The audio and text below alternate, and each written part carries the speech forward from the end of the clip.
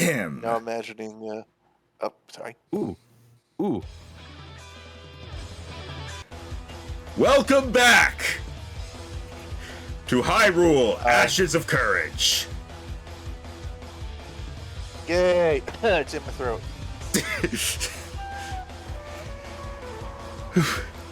So, I'm sorry, I'm too busy jamming out.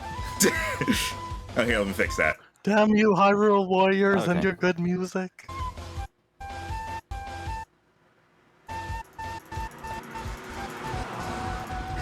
All right, anyway, Why do you keep pausing it? I'm fucking around. Okay. All right, here we are with, I was about to say Hyrule Warriors, with Hyrule Ashes of Courage. Let's do the recap of what happened last time. Last time, the adventure began with our four heroes gathering together in the castle town, where they learned... Adventure! Where, yes, as we met Setzel the Rito, Ebio the Korok, Sadmati the Sheikah, and Celia the Hylian. They gathered in Castle Town. Just a side-by-side like character intro thing, and Ebio just went at the fourth wall. This is our anime opening. We need to have like Japanese lyrics that are talking about hope and friendship. As there's a clip of Ebio bloodily gorely killing someone. Oh yeah, definitely. That's anime intros. All right. They learned of a problem where there's a monster attacking the carriage that was bringing milk from Lon Lon Ranch to the castle town, and they decide to head out to deal with it. Along the way, they fought some bokoblins and moblins. They made their way to the cave.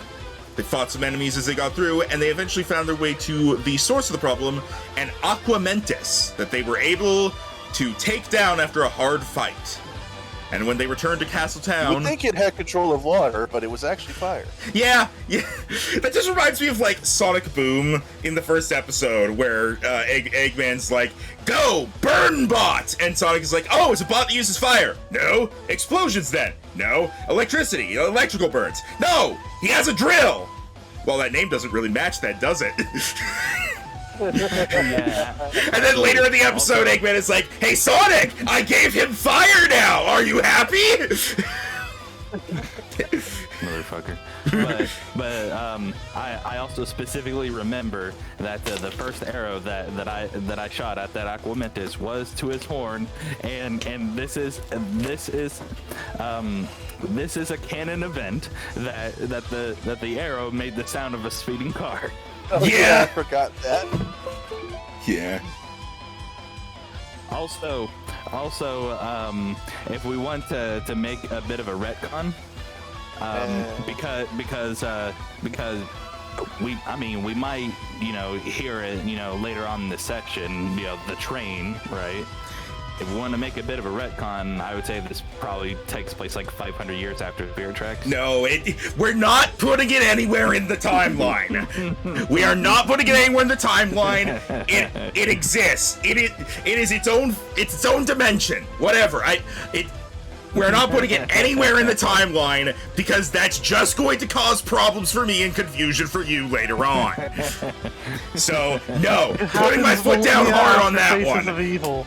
I'm putting my foot down hard on that one. All right. Okay, as long as you don't pull the brake cord. Let's try not to derail it. Oh, for God. All right, I regret this, but you all do have your inspiration for this session. Oh yeah, that's what you do. Yeah, everyone has inspiration. Quietly for 20 minutes, waiting for the game to actually start. Also, I did realize I did not use my inspiration for last session. It does not carry over, so. I know it doesn't. All right. Yeah. Also, at the end of the session, you returned to Castletown, and after word got out that you had taken down the Aquamentus, you are approached by none other than Queen Zelda, who is asking for your help with the matter. Yeah, and we all just kind of went into the carriage. Yep. It's not hard to make Ebio go places. Yeah. But see, what I was gonna say is, if it wasn't for Ebio carrying all that stuff that he carries, I would have just had Ebio in my lap. Oh, you know what important information from last session we didn't mention? We leveled up twice. Yeah, Yeah, you are level we're 3 level now. 3. You're not going to be leveling up quite as frequently now. I was just getting you to level 3 so you could, like, you know, get your subclasses and get all the actual cool class stuff. It's going to take longer for you to get to 4 and beyond. Subclass, right? Blake? I mean, Blake. Yeah. I chose the Inquisitive subclass. Ooh, nice. I had to work really hard not to call you edgy. It's fine. Edgeworth. Like I said before. I know. See, if you're going to do that, you have to go all the way and use your old bag voice and him edgy food. Would you say he has to go? Would you say he has to go the extra miles? Yes. Also, I give myself someone says it inspiration. wasn't- Please don't use it to kill me. No promises. Okay. So, let us get into the Rolls dice. No. Hold on, let me use my inspiration. Rolls dice again. Yes. All right. And For so, the spirit tracks. you are... Oh, that was a car. I didn't hear it. I was about to say party. it didn't start at first, but okay. Yeah. Here you go. And... Welcome to Hyrule Castle! Let's see what it looks like. Oh, okay. As Yay. the carriage drives along, heading I don't know towards... what game this is from. Actually, I'm curious. Can you guess what game it's from? I'm gonna guess Twilight Princess. No. No, I mean, Age of Calamity. Tim got it. yeah, I was about to say, what? if it wasn't Breath of the Wild, then it would be Age of Calamity. That's the Breath of the Wild castle, but it's in one piece. Yeah, basically. And you don't really get I a... mean, what other Is games it can real? get that much detail in their Zelda? All right. So, as you are riding along the carriage heading to Hyrule Castle, Zelda is going to be talking to you about the things that are going on. Give me Theo's just... head is going to be out the window, but his backpack keeps him from falling out.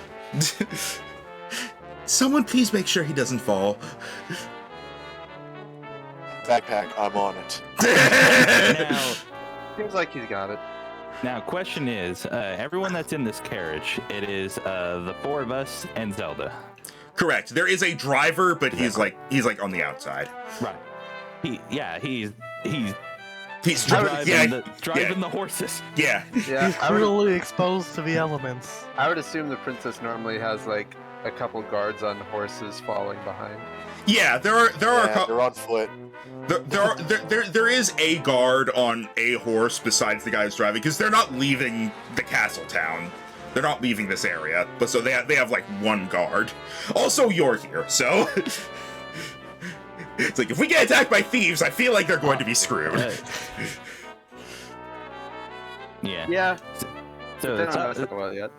yeah. So Saad Mahdi doesn't really have any reason to look out. So really he's not trying to really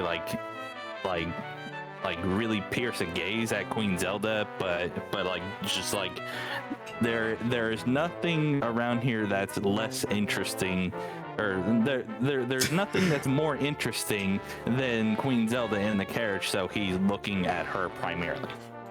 Yeah, which I'll be honestly honest, makes sense. when you start that sentence, I thought you were trying to you give her. There is stink nothing eye. that's less interesting than the princess. Queen. Yeah, Right, Queen. Queen. Yeah. Did I say princess or did I say queen? No, I said princess. definitely said princess. I also said princess because I'm just used to it being Princess Zelda. Yeah, I'm used to it.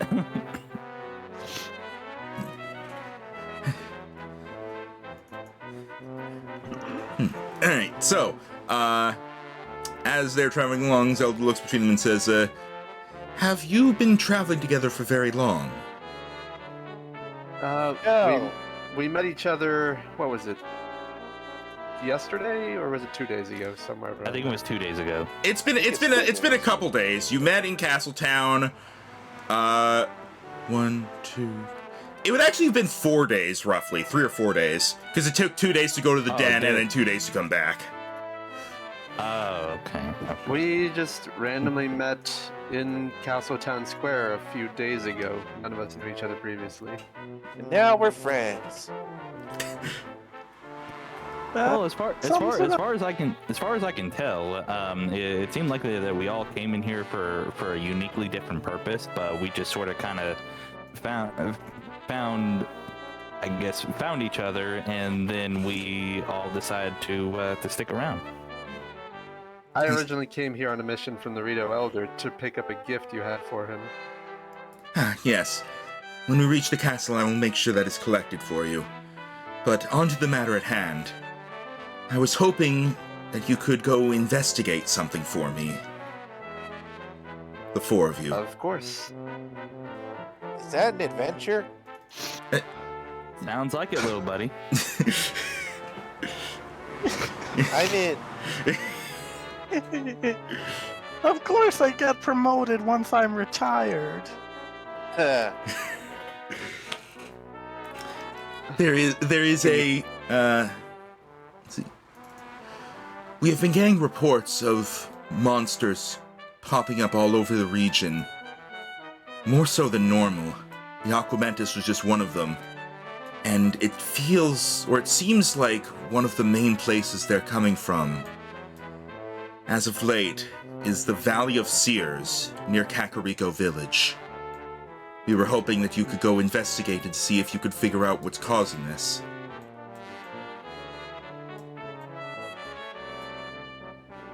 Of course.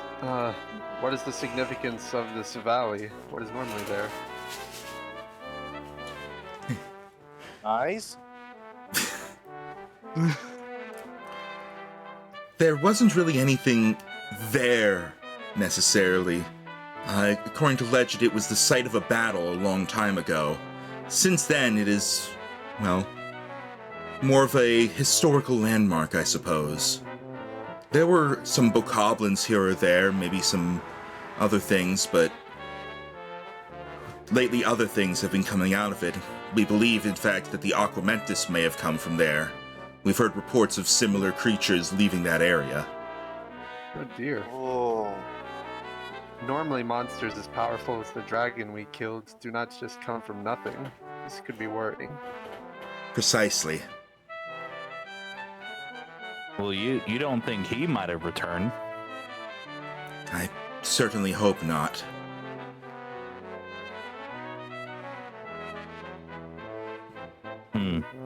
Regardless, Well, best we... regardless of what is causing this, we need to figure it out.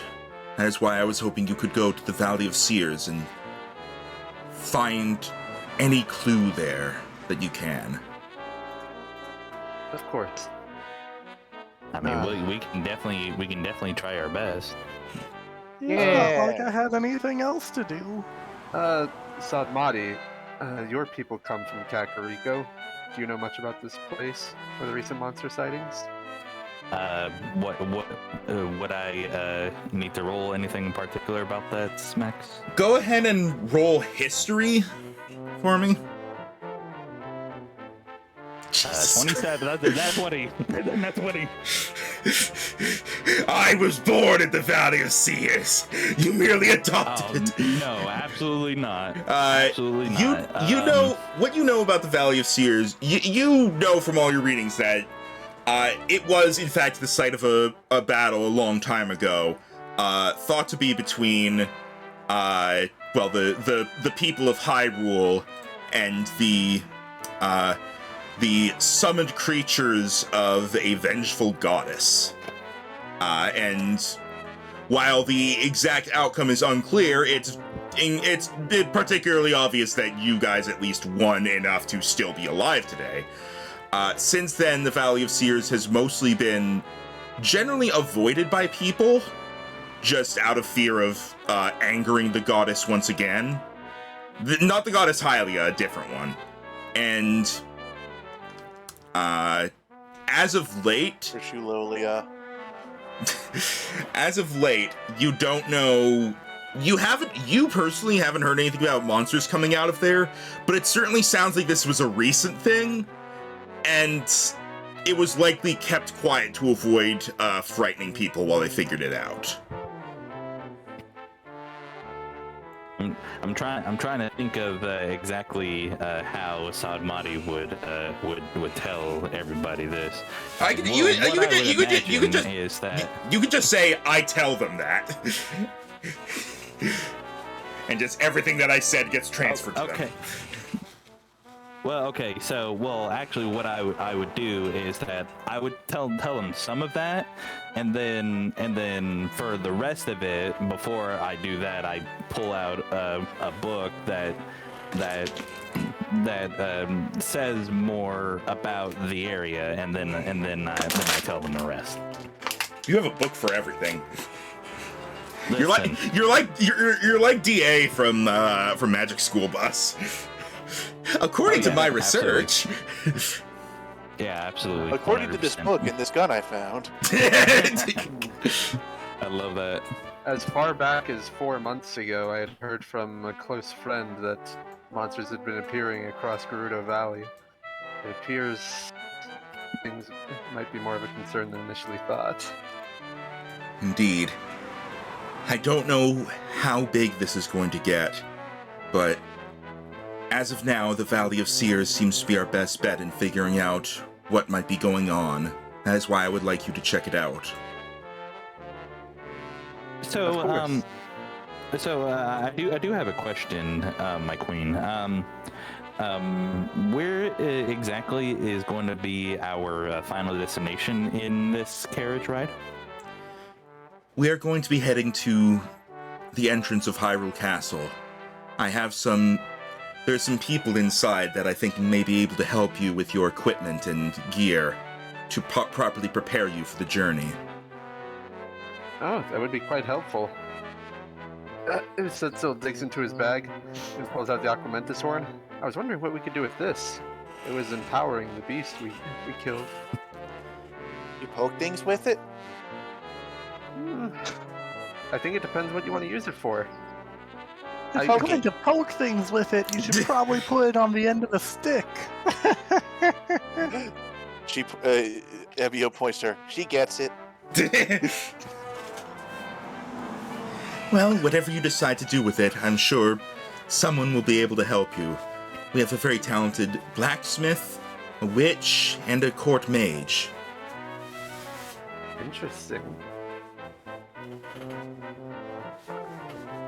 All right. Well, Do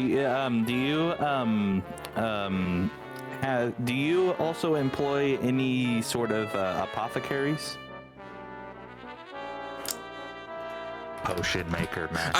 Okay, thank you. Wait, did you really not know what that meant? I think I knew what it meant, but my brain was slipping on it at the moment. And yes, she would confirm, like, when she says the witch, like, that is the apothecary, alchemist, potion maker. That is Right, most of what witches did. Well, okay, so, okay, I mean, I thought maybe the witch would probably help with, like, magic spells, not... No, they have a court mage. That's the court mage. So basically, there's a blacksmith for weapons and armor, there is a witch for potions, and there is a court mage for magic items and spells. Okay. All right, then. While we have your ear as well, would you know anything about this? She pulls out the gold sculptural token. I've heard rumors about those, but nothing concrete. If you may... What? What, Rhino? Look, What? I'm literally just. Feel free to ignore the ones that aren't yellow. Okay. Okay. That was a rhino comment. Back when I was young, there were stories about them, how they're related to cursed individuals. I was wondering if perhaps you've heard of who might be the cursed one. I wouldn't know, but... They're related to curses involving wealth, from what I know. I'll see if I can learn any information and inform you of it. All right. Oh, Well- that's very, very generous of you. I'm sure you're very busy. All right. Well, I guess while we have her attention when it comes to items, what can you tell me about this? And pulls out the Enoch's toenail. I fixed it.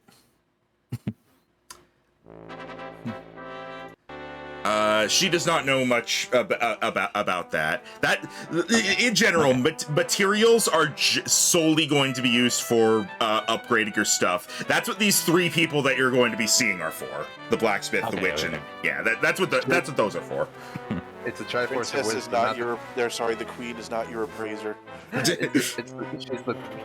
has the Triforce of Wisdom, not the Triforce of Knowledge. I mean, if there was, it would probably be me. I'll admit I am slightly sad that we don't I'm glad we have 4 people because that's a much better number for a party. But if we had 3, I absolutely would have done so much Triforce divvying up stuff. Rhino's like the closest thing we have to. Well, I guess maybe Rhino or possibly Endorb would be Triforce of Power. I don't know. Clearly, Okay, who gets the middle section? Maybe Take Abby is the middle. Triforce of Void. Maybe Abby is the middle. Ebio's the middle because he can sit in it. Yay! Abiel's the middle because he brings us all together with this cheerful attitude. Imagine if the Triforce really existed in Breath of the Wild: Tears of the Kingdom. You go to touch it, the little jingle plays, and yeah, it's mine, bitch. I remember the old times of Zelda theorizing when the discussions of the Tetraforce came up, and that's what the middle part is about. Fun fact, Tetra disagrees. So fun fact, the Hylian Shield and Ocarina of Time, at the bottom of it, there's another triangle. And people were talking about that's the 4th piece of the Triforce. That was literally just a stylistic choice, and it annoyed the developers so much that they explicitly removed the Triforce and made the bird's tail longer just to get people to shut up about it. Oh yeah. Oh yeah, absolutely 100%. Also, it's entirely possible that... New rule, anything that has a Triforce is not allowed to have other triangles. Also, it's entirely possible that most of you actually remember when Zelda was the princess, if only vaguely, because the coronation was a little less than 15 years ago. Okay, so Setsu would have been a little kid at the time. Yeah, so you might would have been. You might not have been privy to the knowledge or anything like that, but you were around when it happened. Ebio probably heard of a princess, and that was the extent of his knowledge. There's a princess. Yeah, cool. She's a queen now. Cool. The end. Pretty much, yeah. Yeah, Sadmati would have been 7 years old, running around with his 2 best friends over at Lon Lon Ranch. But I guess we'll get to that in a bit. Yeah, you probably knew about it. Also, 15 years ago was when the when Ganon was doing his stuff. So back then, unless you were actively involved in the fight, which I think only Celia was, and only in the sense of protecting an area. The best way I can describe it is it's like when it was during the pandemic. You knew bad stuff was happening, and you were told to just stay inside, and then eventually it was over. Like Breath of the Wild. Yeah. So you didn't really know what was going on. You were just told there are more monsters popping up. Stay inside, and then you did, and then eventually you're told the monsters are gone. Go outside. Yeah, and during those times, Sadmati and his family would go to Lon Lon Ranch. Yeah. All right. And as a matter of fact, those times where we had to stay in was probably, those times where Sadmati would actually, just be really into books and studying. If not for Ganon making him a nerd, he would have become a football player. Maybe. That's a foot. What the yeah, Mr. Nubs. I right. really think he just has little yeah, limbs, quote unquote, that just end in 3 extensions that he doesn't particularly attribute to any finger or another. Oh, okay. So it's like he will treat any of the 3 as a thumb and just rotate the thing freely. All right. I can see that, yeah. So yeah, do you guys have anything else to ask or discuss with the Queen before your arrival? How's your dress so pretty? Oh, thank you. The tailors who made it worked very hard. Ooh. Well, that covers all our bases. MBO will randomly spout the questions when he thinks of them. He's kind of starstruck right now. I think I might need to turn the fan on despite the noise. It's so bad in here. Go ahead, man. You're not near the wildfires, right? I don't know. I know that the sky is normal. I know that. The sky is not orange. Yeah. It's just really fucking hot because it's July. Yeah, ain't that the fucking truth. All right. Yeah, so apologies for the noise. I cannot DM without this on right now. So. Hey, yeah, that's fine. And sorry that I was a bit quiet. I was talking to my wife. Nah, that's good. Yeah, you're fine. You're fine. But yeah, if there's something else to say, we could just skip ahead to when the carriage arrives at the castle. I'd be talking more, but my throat's a little messed up. That's fine. We can just say like you just Yes, had I'll like just have to interject. you could just say you had like conversations and stuff, and I'm just asking like if you as players have anything important that you want to bring up. Oh, does it have to be important? No. At least as important as the dress question. me sighing. No, Ebio, it doesn't have to be important. Evio, is mayonnaise important?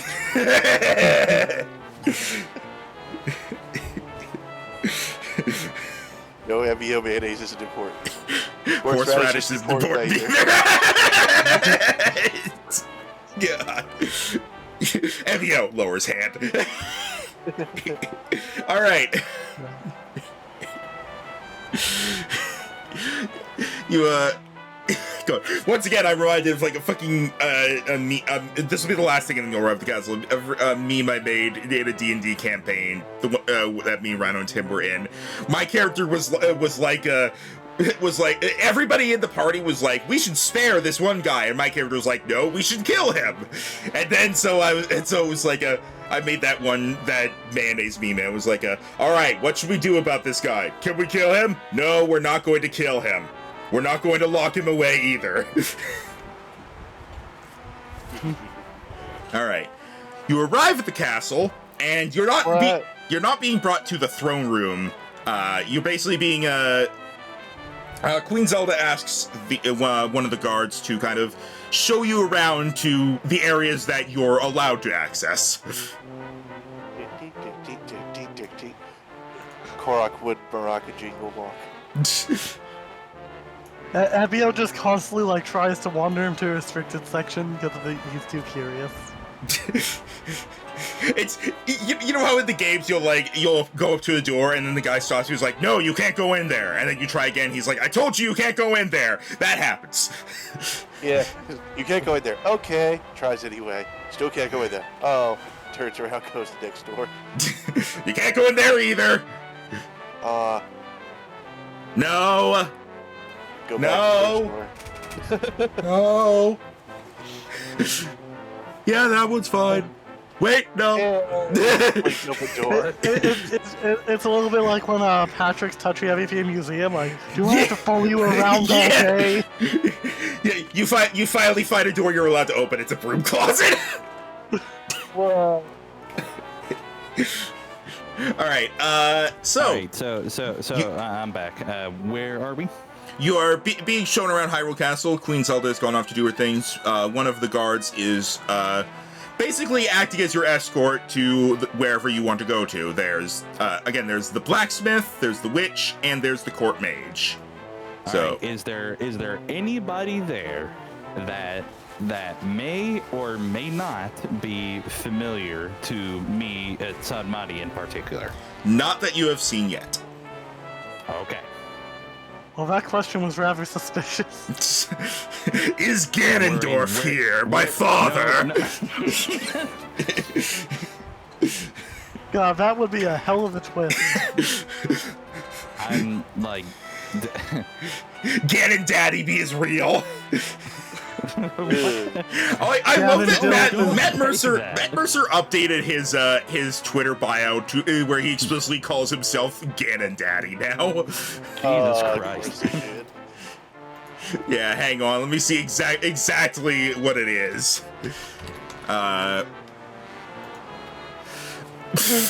Storyteller, VO guy, thirst what trap, Ganon Daddy. Hashtag Legend of Voxbach at CCO/Game of Critical Role. I'm always tired. Forever DM. All right. So, out of the Blacksmith, the Witch, and the Mage, do you want to go to any in them in particular first? Blacksmith, we got all these monster parts. Let's do it Epio is alphabetically. interested in potions. All right, so that's one vote for Blacksmith, one vote for potions.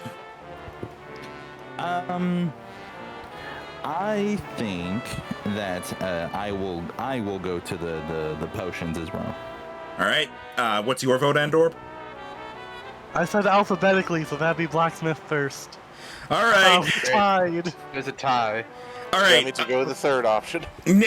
Right, roll D20. This isn't I agree with Mario. this. This isn't Mario Party. Okay. Rhino and Tim, because you were the ones who gave your opinions first. Both of you roll a d20. Whoever gets higher will go there first. I win. All right. You're going to the blacksmith first. Where's the blacksmith? As you are led to a room, kind of down in not necessarily the basement, but like it's on the first floor and down a little flight of stairs. And Yay, a cave. and you are brought to what seems to be the castle's own built-in forge.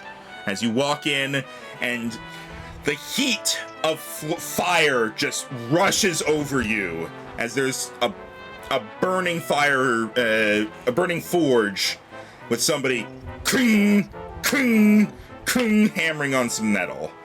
Epio gets PTSD to 2 days ago. You look over to him. You see it is Evio's like immune to PTSD. it is a Hylian man with red hair, big bushy eyebrows. He is wearing a sort of a blacksmith's apron, but no shirt. The And manliest man. he is very well built. He's so well built, he doesn't believe in safety regulations. Yeah. He does have like a welder's mask, or like one of those things. Yeah. That's an anachronist. All right. I protect my face and I protect my crotch. I do not protect my nipples. That's what the apron does. Oh, well, no, it's I'm looking at this picture and it's a waist apron. Sorry. So yeah, it would be a full body apron, but he doesn't have a shirt. Sorry, I'm looking at the wrong reference image. All right. All right. The guard is kind of just going to wait outside the door while you take care of everything. So. Hello. Hello there. Hi. You must be the ones that the queen brought in. My name is Zauz. I'm the blacksmith. How can I help you? Well, we collected a lot of monster parts in our journey, with something especially unique. And he'll pull out the Aquamentus horn. We were wondering what we could do with this. Let's see. He's gonna take it and kind of look it over. I can think of a lot of things I could do with this. This was, looks like an Aquamentus horn to me. A little cracked, but definitely still usable. It shoots fire. No, it doesn't. It used to. It breathed fire. What the Oh. horn did, what the horn did was that it gave the Aquamentus some sort of magical force field that prevented it from taking full harm from our attacks. I like to think that where the Emio fire just came straight from as up it ran me forgot. over. There's definitely a lot I could do with this here. I will say that the witch or the mage could probably make use of it too, and once one of us uses it, it's gonna be gone. Oh, I see. Well, we have a lot of lesser parts we can look into using as well. Well, Emio fishing around in his backpack and withdraws just a massive slab of black iron. Ooh, I haven't seen some of this in a while, as he takes it. I found it. Yahaha. I also wanted to pull up my Enoch's toenail and show him that. He takes that as well. The Hedok's toenail and the dark iron plate are roughly equal in size. Kinda shiny. It's black. Black can be shiny. And I it imagine. also I doesn't imagine smell. I imagine the plate is like a matte finish, not like a gloss. It's still like a piece of like armor, so it's still like shines a bit. I actually wonder if theoretically you could use a Hinox toenail in the same way as a giant's toenail and make a potion of Hinox strength out of it. I will say that that is something you can do. I'll say like because he was the one who found it, Sadmati like did a little research. It was like, this can be done with it. So you do know that if you were to use a Hinox toenail to make a potion, you could drink it and it would give you immense strength for a short time. You would have to consume the piece of toenail that is put in the potion. So is that what we want to do? Why don't we see our options first? I want to see if anything in particular isn't useful except for at one particular place, because then presumably we would use it there first. I will say, generally, for the most part, everything can be used for any of these things. Weapons, armor, potions, and then fewer things, but still a lot of things can be used for the court mage for spells. That would basically be for crafting magic items. I do have this piece of tough fur. Maybe I can use that as an armor piece. Yes, tough fur is specifically for armor. It is a base for armor crafting. See? Okay. You gotta see what is specific. Yeah. I know this is a wand, but would you have any use for this? She pulls out the Wizard brought wand. I feel like the two other people in the castle would be more expertise in that. Yeah, like the But witch. we're here now, so might as well ask. It's not my area of expertise, but I could probably make something that could power up a weapon with it, maybe.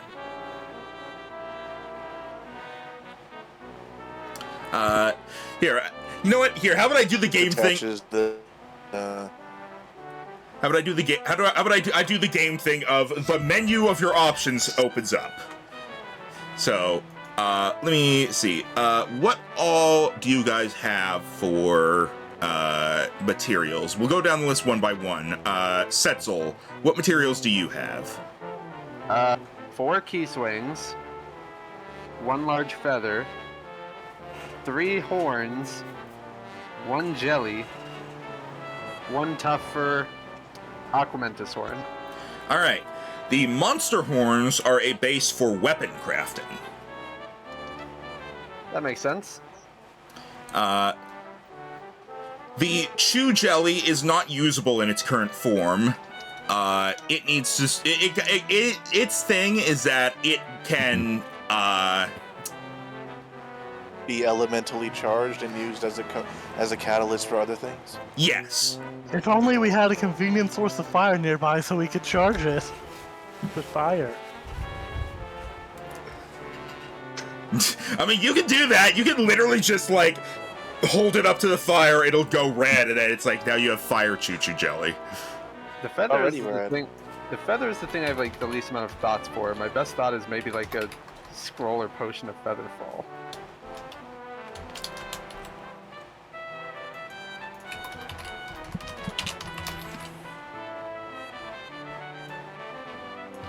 Hang on a second.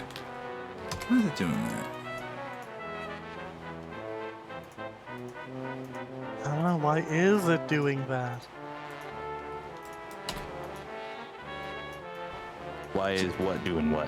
Sorry, it's just something that I'm doing here is like just the font is being weird for something. There we go, it's fixed. Okay, anyway. He's having okay. technical difficulties. Yeah, don't worry about it. Okay. So the large feather, its use for weapons and armor is a bit less potent. It cannot be used for weapons. You could use it for armor, and whoever is wearing the armor gains a 5-foot speed boost. Oh. Now, as a note, generally you're going to need multiple of these materials in order to get the effect you're trying to get. Okay. Key swings and monster horns are the only thing I have multiple of. Key swings. A key swing can be, in terms of weapons and such, a key swing can be attached to a bow, and to gain extra range. Ah, okay. That might be useful for me. Well, and That Setzel seems like- too. That seems like overkill when sharpshooter gives me access to 600 feet of range. Sorry, I think I looked at the wrong thing. Yes, I did. Sorry. The key swing can be attached to a bow and gives a slightly increased chance to hit, as the arrow will fly straighter. Oh. Okay. I was absolutely looking at the wrong thing there. So if I took my 4 key swings and spent some time on it, could I upgrade my bow? You would be able to potentially turn it into a +1 to hit bow, not +1 damage. Okay. I would like that. I would like that. Yes, me with my short bow. I would like that. Do you have key swings? I have 4 key swings. Same as me then. All right. I use a long bow and he uses a short bow, so would it be different amounts needed? Yeah, and also generally how it works is the more you put in, the higher the chance that it will be successfully made. Alright, I'll just put in all of them then. Yeah, same here. All right, so you're both going to put in your 4 key swings to try to get a +1 to hit on your bow? Yes. Yes. All right. Because you're at the blacksmith, he's going to actually call for his apprentice, a pink-feathered Rito named Molly, who is the one that handles bows and arrows, the Fletcher, and she is going to work with them using the materials that you have given. Let's see, 4 key swings. I look at Molly, or Submati looks at Molly, and then Submati looks at Setzel. Don't be weird about it.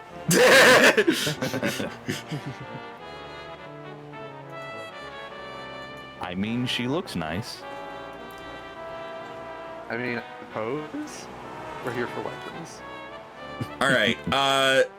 Because you are getting geared up at the behest of Queen Zelda, these are going to be free crafts. This is not going to be the case in the future. Okay. The longbow was not able to be upgraded. The short bow was. Oh dear. Uh-oh. Uh-oh. Not cutting out. Ah. Uh-oh. Uh-oh, Wha- Max is cutting out. Oh, what? You were lagging pretty bad cutting right out. We Oh. heard none of that. Okay. The longbow was not able to be successiously upgraded. The short bow was. Okay. I Yeah. really needed that +1 as a sharpshooter user. Yeah, when I originally said that was when you guys all went uh-oh, and I was like, wow, it's not that big of a deal, guys. All right. All right. So how do I change that? Here, I will do that. I will do it for you, and then kind of just tell you. Give me a minute. So basically, this is your short bow. You would go to. Why do you have Why are your attacks in here twice each? They were like that. Here, hang on. Some of mine are in there 3 times right now. I don't know how you guys are in broken sheets. Mine are fine. Mine Here. are also fine. Let me check. Okay, there we go. So how this works is now the attack is Dex +1 to hit, meaning you now basically have a +5 to hit, though it does not deal extra damage. Okay. I have applied that.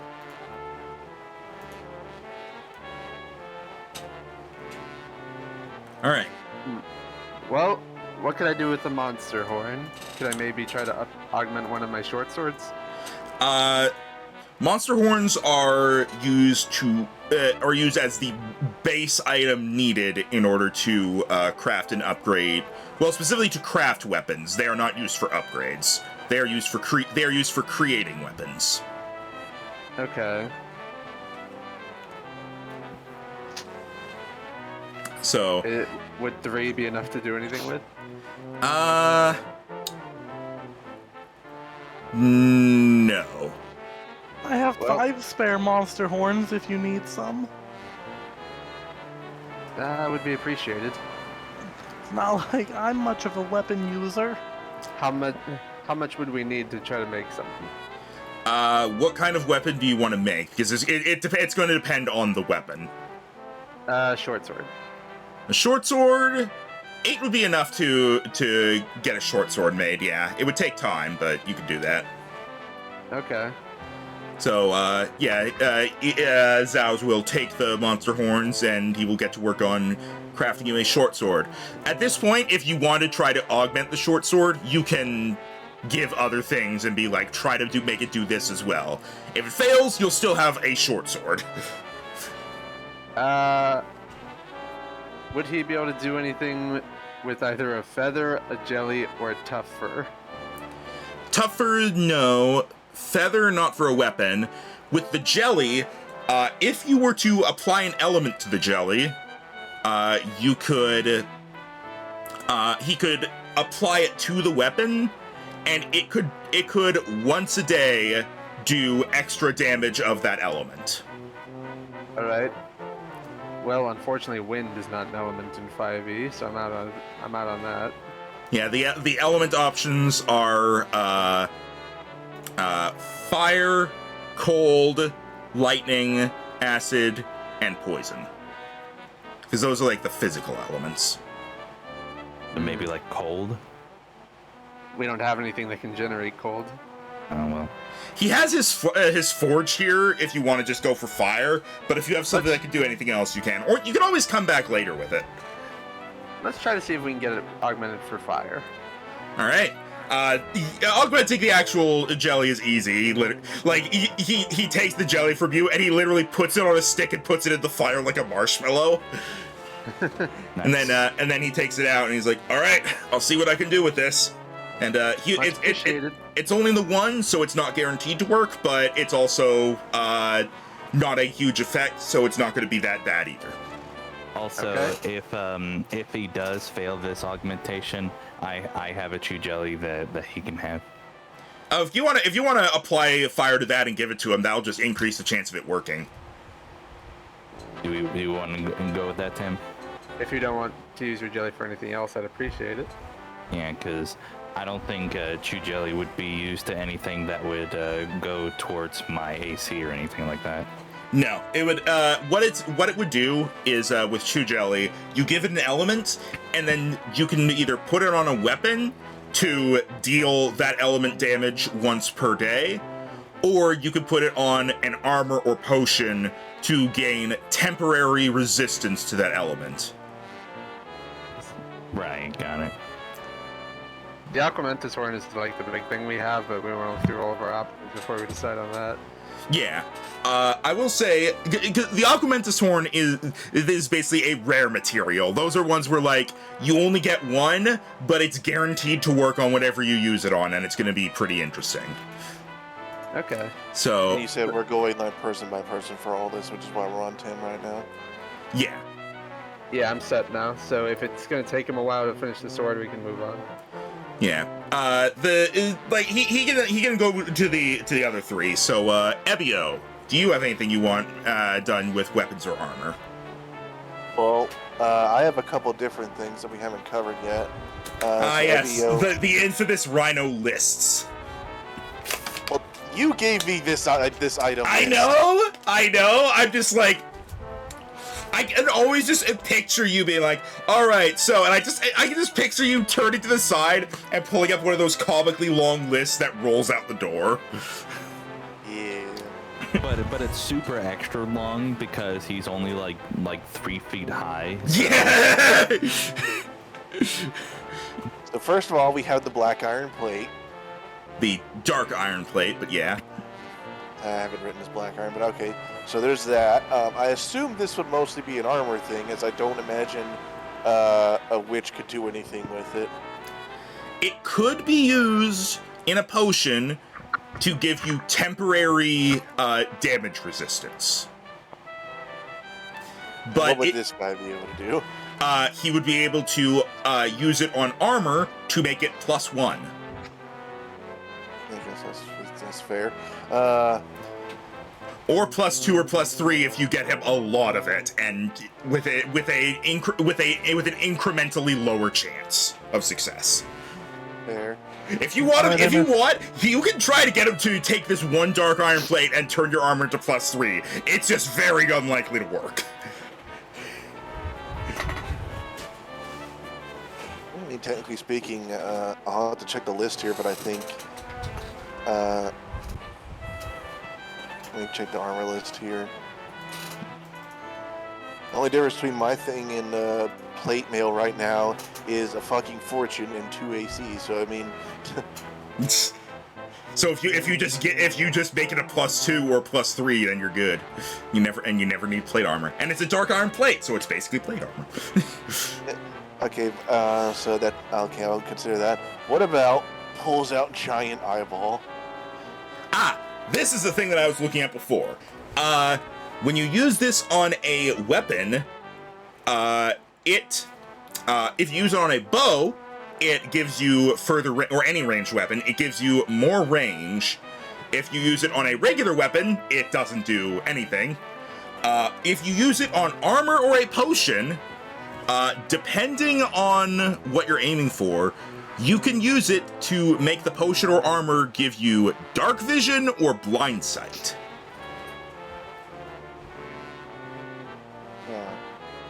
Okay. You can attempt multiple upgrades on the same thing of armor, and each one will be rolled for individually. Okay, yeah, I was gonna ask about that. Okay. So let's see. What about Deku seeds? Deku seed.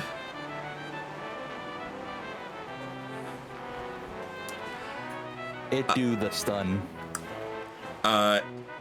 Deku seeds cannot be used for anything on armor. I was picturing making a shield out of Deku seeds, and then when someone hits it, they get blinded. You can use a Deku seed on a weapon and give yourself a once-a-day chance to blind something that you hit. That's pretty good.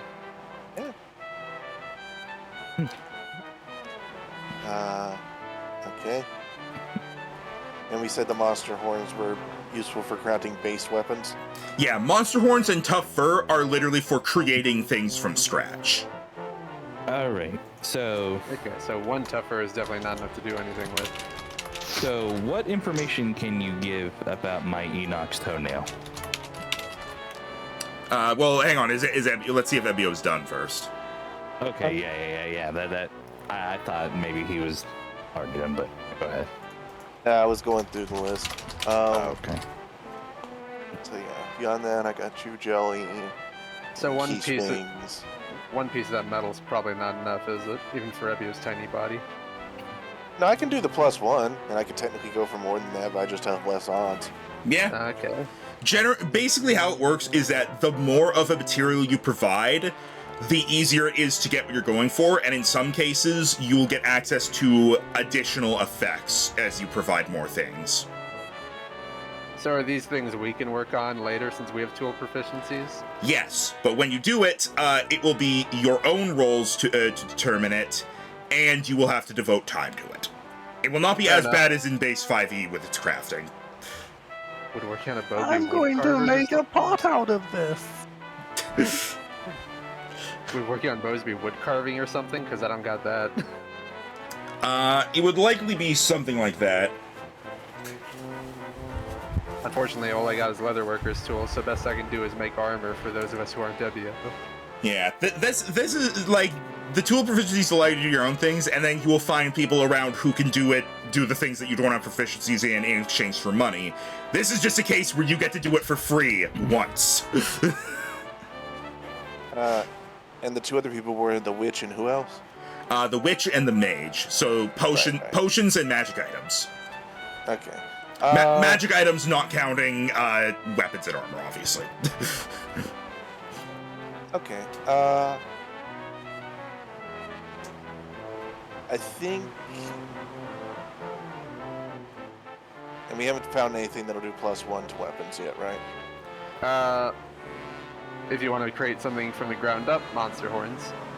No, that won't do a plus one to weapons. That's how you make a weapon from scratch, and then you add things to it.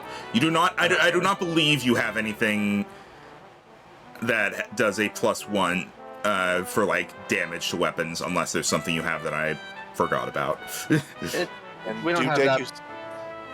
We don't have that many materials yet, so it makes sense.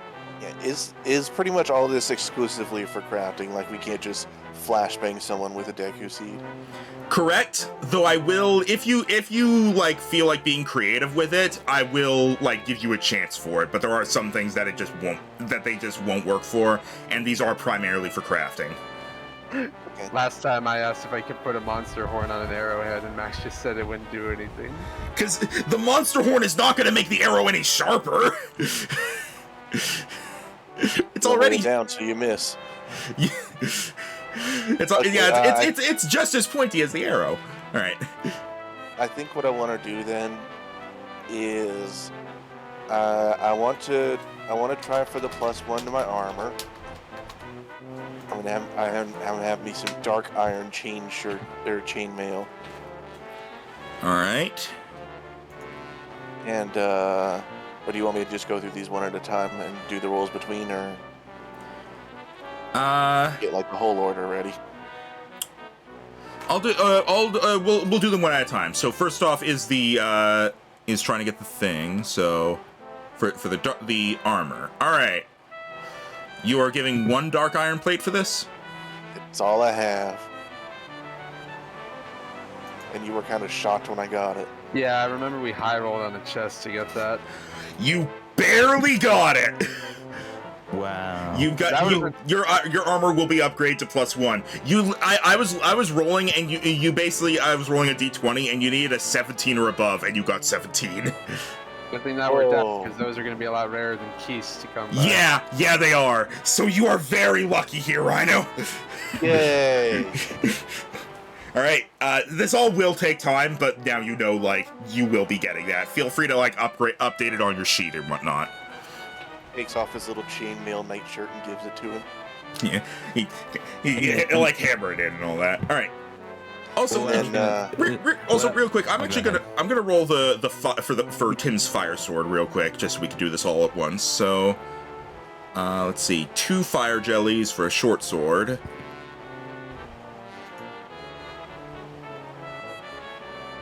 And all right, you receive, Tim. You get a short sword that once a day, when you hit with an attack, you can deal an extra 1d6 fire damage. That is really cool if we decide to go in Lost Woods. Burn everything. Slowly turns. Evia will remember this. All right, did you get that, Tim? Yes, I do. Oh, he's AFK. All right, I'll just remind him when he gets back. So what's next on your list, Rhino? Next, I want to try and add Deku seeds to my Warhammer. All right, how many Deku seeds are you putting into this? I kind of want to keep one for nostalgia's sake, so let's do 2. All right, and you're putting this on your Warhammer? Yeah. Warhammer, that's like the versatile hammer, right? Yes, I can do 1 or 2-handed. Okay. I was just trying to remember because like the type of weapon does also affect the DC here. Ah, no, it does not work. Sad face. He tries to hammer them in, but he hasn't worked with Deku seeds very often before, and while he is being careful, he does cause them to pop, and he's like, I can't see. Yeah, that was exactly what I was imagining before you say you're just like, oh, okay, let me just like he was being careful. He has used them before, but they are very delicate. Yeah. So, yeah, it sadly it did not work. So mark off those Deku seeds. Okay.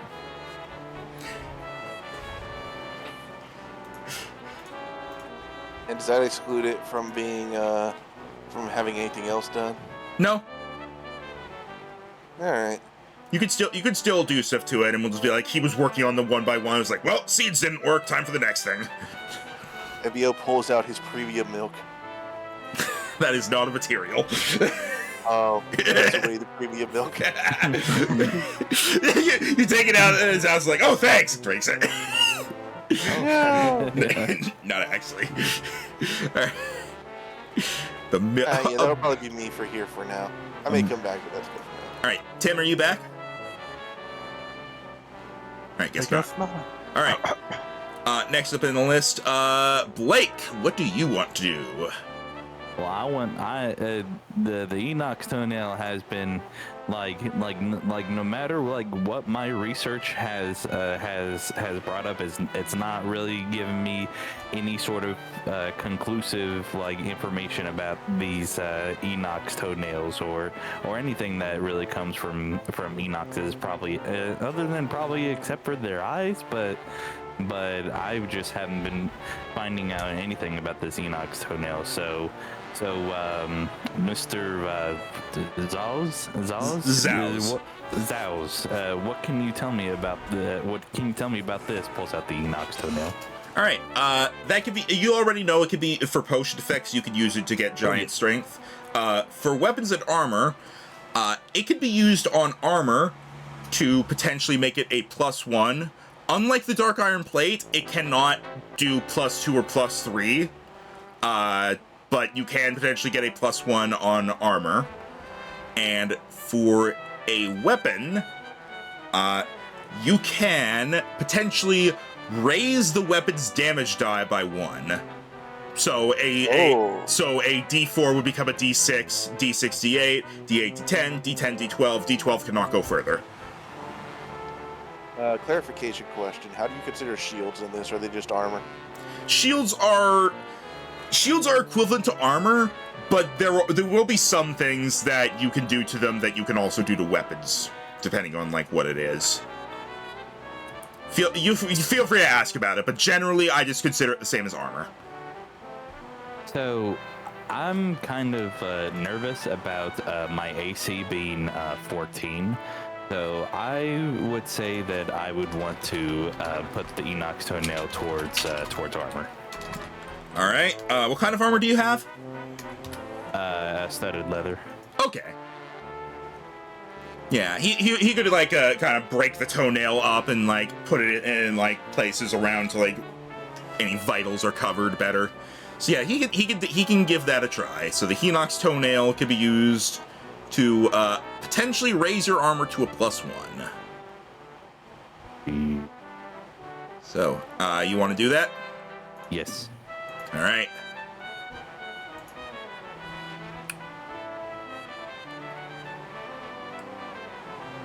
I'm gonna re-roll that one because that's right on the cusp.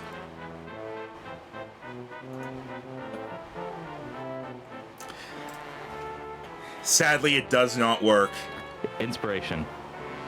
You know what? Yeah, I'll allow that. Yay. All right, it does work.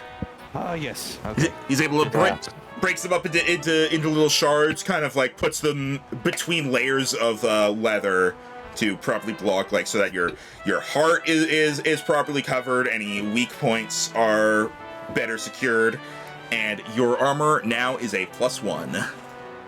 Yes. AC is now 15. Yep. All right. I would have used my inspiration on my thing if I knew I could. Would you like to do that then? We can Sure, retroactively do it. Let's give it one more roll. All right, and that was for what? Four key swings plus 1 bow. Okay. All right, it works. Nice. You now have a +1 hit on that. Also, right, I think you were away. I did the rolls for your sword. Your sword now you can once a day when you hit an enemy deal 1d6 fire damage with the sword in addition to its regular stuff. Nice. And that is once per long rest. All right, cool. All right. Blake, was there anything else that you wanted to do? Nope, that was it. All right. Rhino, now that it's known that inspiration can be used, did you want to use it on the deck you see thing? Nah. Okay. That leaves Celia. I guess I should get myself some better armor, huh? What armor are you wearing? Hide armor. Yes. I mean, you could just buy studded leather. I think Hyde might have the same base AC. I forget what Hyde has. I'm pretty sure. It's 12 plus Dex mod max 2. Okay, so if your dexterity's a 2, then studded leather is the exact same. My dexterity is a 0. Oh, so studded leather would not benefit you. Yep. That's why I went for hide armor, because it's significantly cheaper. All right. What do you want to do then? Yeah, what do you have for armor? Or for materials? See, I've got a 1 cracked shell, 1 key swing, and 5 monster horns and an octo balloon.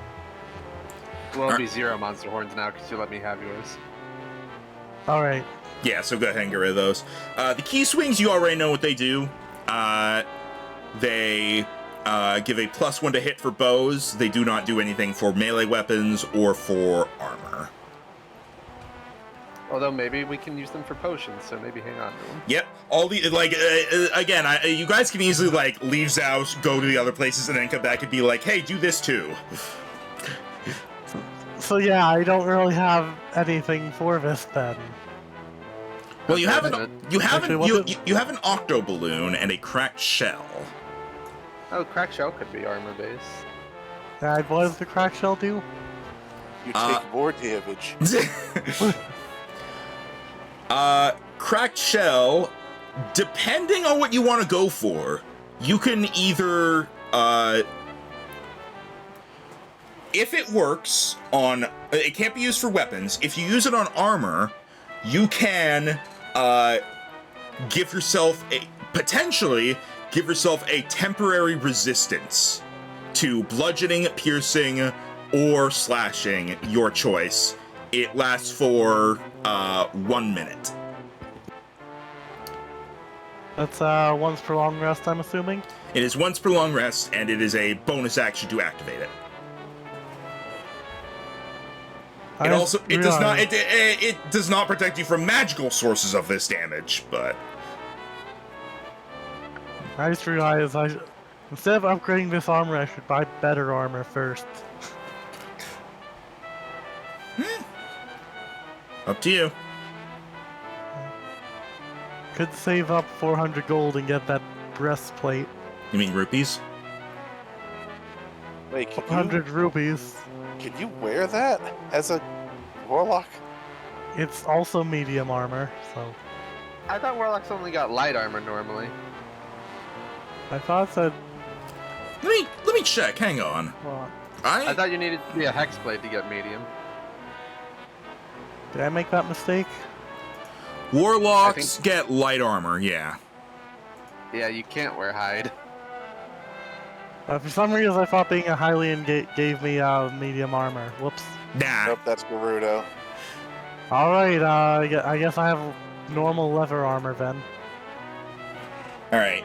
Darn, you had to be normal. So I guess with the crack shell, there's like no light armor that's made from leather material. Yeah, crack shell would not work on light armor. It would have to be it would have to be medium or heavy, and it would need to be. It wouldn't even work on hide armor because it would need to be armor that is like metallic. All right, then I guess there's nothing for me here. Well, Octoballoon. Now this is one that I was looking forward to. Does it lighten something, or does it make you have like a 5-foot fly speed? For weapons, it does not do anything. For armor, it gives you, if it works, it gives you permanent featherfall. Oh shit! Now, with only one Octoballoon, that's a very low chance of working. Yeah, I'm It not worked for going me. to. I'm not going to take that risk. I think. All right. Alright. But you do have that magic wand you can have the mage look at. That's pretty good. Actually, Octoballoon did that. Unsurprisingly, as a full caster, I do not really benefit from the blacksmith. All right. Alright. So as he's working on the gear, you are heading. I guess next you're heading to the witch because that was where people wanted to go afterwards. Yep. I basically used all my materials on the blacksmith, so I got nothing for this. This is you guys. All right. Unless we wanted to look at the Aquamenta sword and find out what a potion made from that can do. Oh, you actually didn't ask. Yeah, you actually didn't figure out what it could do for weapons or armor. So want me? I'll tell you that just so you at least know. Sure. What would it do if we applied it to an armor, weapon, or shield? If you were to apply it to armor or a shield, you would gain once a day the ability to do the Aquamentus charge. You would run forward an amount equal to your speed. This movement does not provoke attacks of opportunity. Any creature within 5 feet of you must make a dexterity saving throw or take damage and be knocked prone. Just Well, that imagining sounds tiny. awesome. Just imagining tiny Ebio charging through a bunch of enemies. Yeah, you remember what he said last time? No fear. And if you attach it to a weapon, I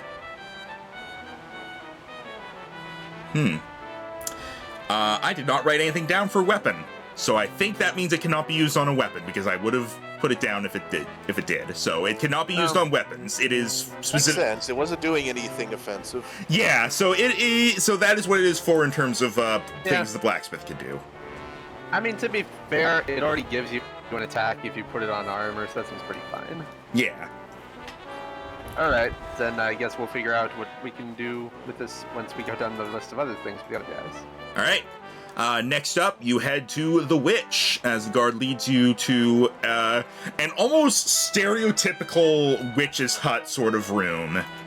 And inside you see a very old woman with puffy green hair wearing a dark blue and purple floor-length dress and, of course, witch's hat. Man. Assad Mahdi turns to Celia. Celia, do you know who this is? All old women knew each other.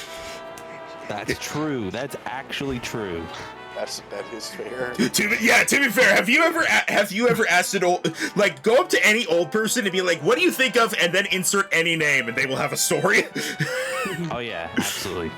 The you know, how does Celia react? I want that first.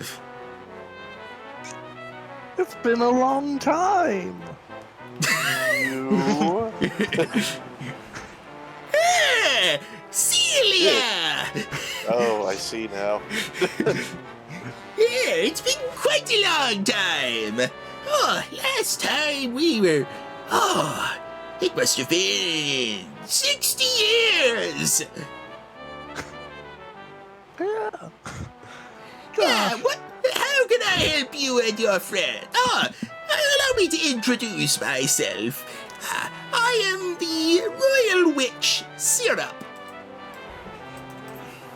Are you tasty? My husband thought so. Me. That's Sarah. She's a joker. Watch out for her. You must be the ones that Queen Zelda has brought on to help. She told us to go adventure and help people. Well, isn't that a nice thing for you to spend your time doing? Let's see. I imagine if you've come here, you're in need of some potions. Ebio seems to perk up at that word.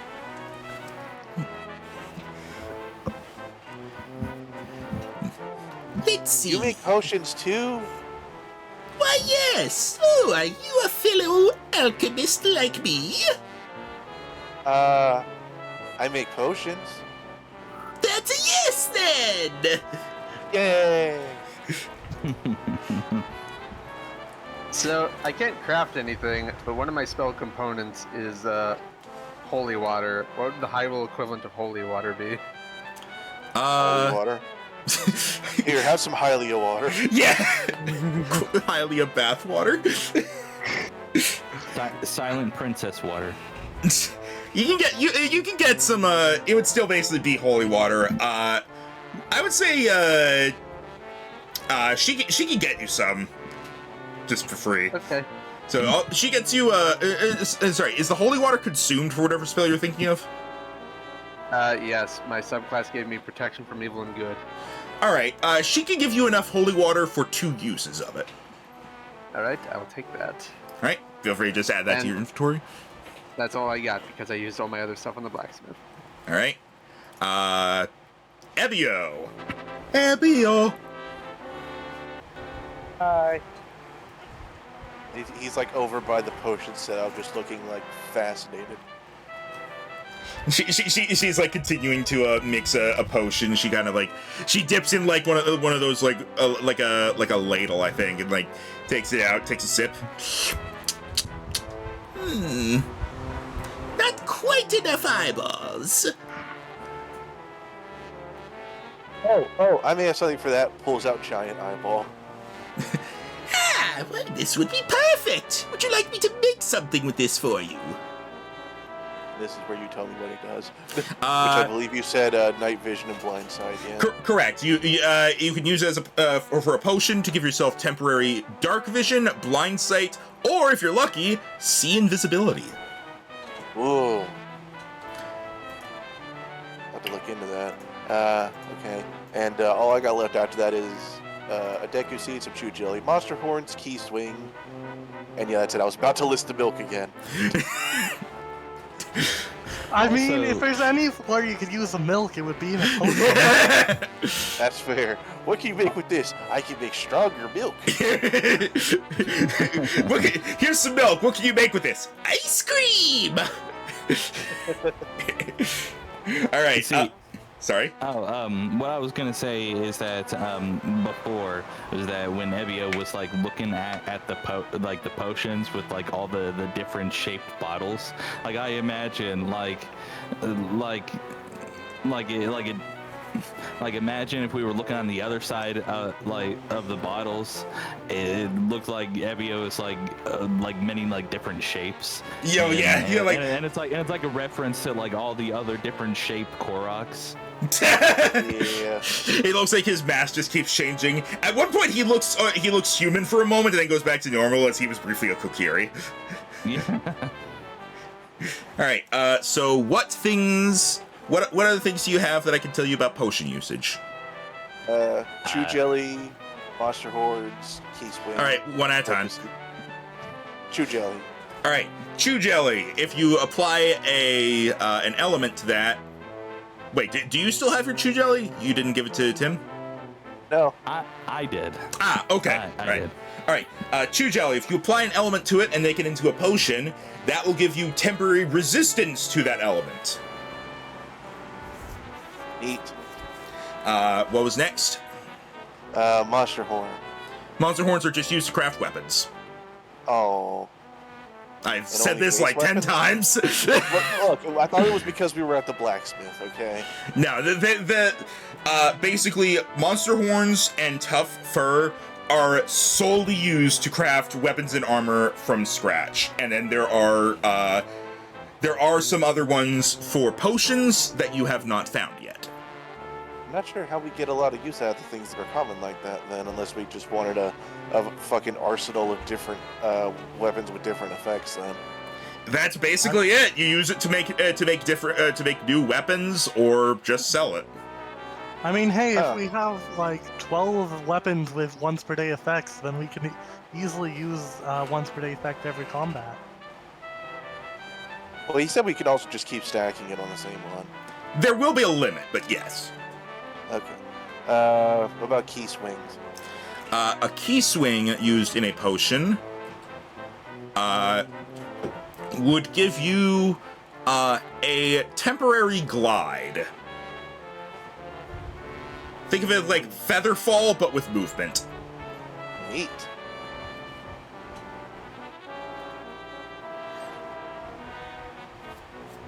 I may have to make that for other people. I'm pretty much looking at my options for like these more minor things, then I'm gonna come back to what I need. Alright, so that's my list then. Alright, was that everything on the list? Yeah, well, aside from the Deku Seed. Do you not want to know what that could do for potions? Sure. Alright, nothing. Alright, done. Alright. Sorry, nothing. Understandable, have a great day. Alright, Oh, Blue Dragon. Nothing. Deku Seed potion machine broken. Alright. So do you want to get anything made, or? For me? Yeah. Not at the moment. I'm gonna see what the magic person says, and then I'm gonna probably come back to at least one of them. Alright, Sadabadi. Well, I don't think that monster horns can make any health potions. So I think just go ahead and skip out on that. Yeah. 'Cause that's really all I have is monster horns. Ah, okay. Celia. So Max, what can I do with these monster horns? I swear to God! I'm sorry, monster parts can generally be used in elixirs in the game, so that's why we keep getting confused. Well, I was just trolling. You know what? Here. Well, we got all these horns, but you know, two people in the group are bow users. One's a magic user, and even Rhino, who could be up in melee combat, is not going to be doing that a whole lot at later levels. Guys, Max is furiously typing. I'm scared. I added He it. added solely used to craft weapons next to monster horns. And soul used craft armor for tough fur. You know what? I'm also gonna do this because I think I misspoke earlier, but Wizrobo solely used to cast magic. solely used to craft magic items. Fucking do Who it. had that monster eyeball we had? What are we going to do with that? Hi, I just asked about it. Okay. It could be used to make a potion that, depending on what you aim for, could be dark vision, blind sight, see invisibility, or a combination thereof. What do Okay. the Octobloon and Cracked Shell do in the potion? The cracked shell cannot be used. Calcium. The cracked shell cannot be used for a potion. The Octoballoon can be put in a potion to give you increased jump. Makes sense. Okay. It gives you ups. Gives you uppies. Man, she got mad hops for an 80-year-old. I learned the Sounds jump like- spell. Sounds like no one's that interested in making potions then. I didn't say that. I'm perusing our options. Although the big question is, what would an Aquamentus horn potion do? Well, if you want to skip to the big thing, Well, I think we went through everybody's lists. Also, I guess I have Chew Jelly, but I assume that does nothing. well, no, it can give you temporary resistance to an element. Yeah, whatever element you apply it to. So until it has an element, it's useless. Correct. Again, getting an element is not too hard. Yeah. You can put it on toast. You just need some chew peanut butter. Spread, spread, spread. Max, it screams as you spread it. No, Max, it's Decker nut butter. Oh, I was hoping I would prefer pea hat butter. Oh yeah. All right. So Aquamentus Horn next for potions. Yeah, what would just something made with that do? Turn you into an Aquamentus briefly. Give me just a second to look up exactly how this works. I imagine that it would probably give you like a significant like defense boost. I imagine this gives you like 20 temporary hit points or something. What it would do, awesome. It would give you access to. It would essentially be the Dragon's Breath spell. It would give you access. It would basically give you the ability to breathe fire for a short time. Jeez. Okay, that's actually what I was thinking it would do, so that's pretty cool. Basically, so- it would last for depending on how well it goes. There will be a roll for this. It can either last anywhere from 1 minute to 1 hour, and you can drink it.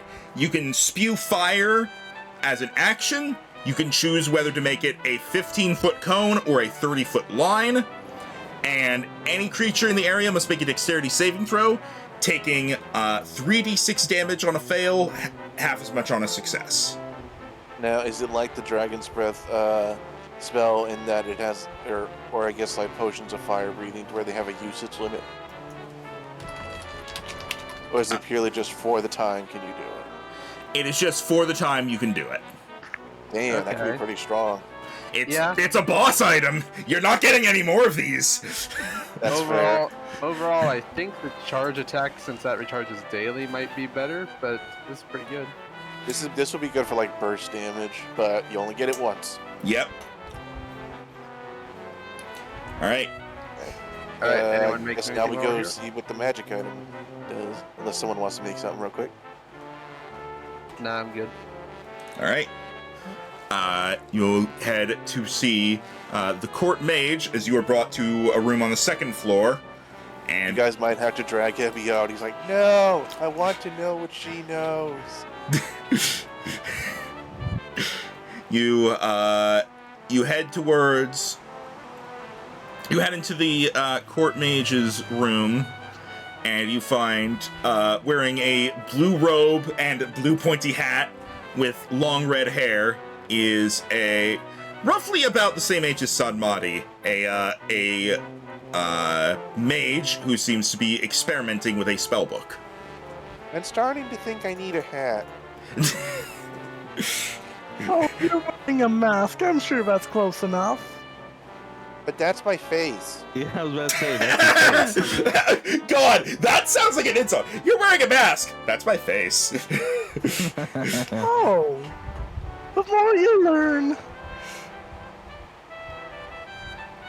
Evio takes off the mask, takes off the leaf face, turns around to look at it, puts it on. All this was done with his back to the camera. Yeah! Like a shy guy. Yeah, I was about to say it's like that cutscene of Shy Guy in Mario Power Tennis. Yeah, where like he trips, the mask falls off, and Luigi is like, "Oh my God, that's what you look like," and he's traumatized for life. All right, Shy Guys are just Mimikyus in the wrong universe. I believe it. All right, Pikachu.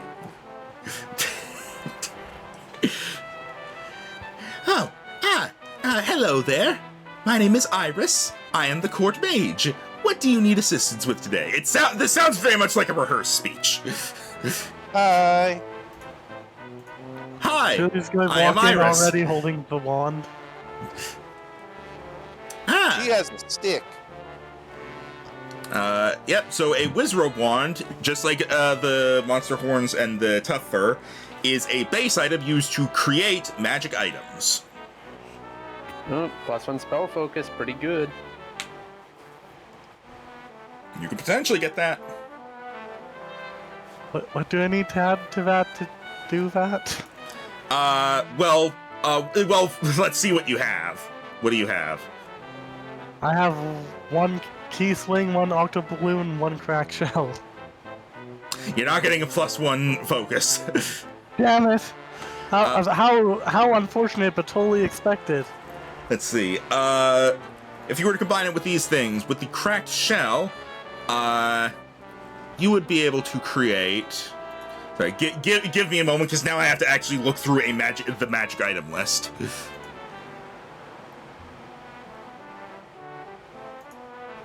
Let me just. If you provide it with 3 key swings, you get a cloak of billowing. I'll take it. One of the more useless but highly sought after items. Yeah. All right. With the cracked shell,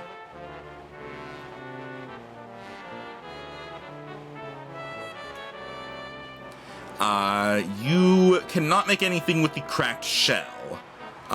You have a key swing. I do. Give it to Keys. All right. You could potentially craft a cloak of the bat. Oh shit. Oh wow, you could turn into a bat.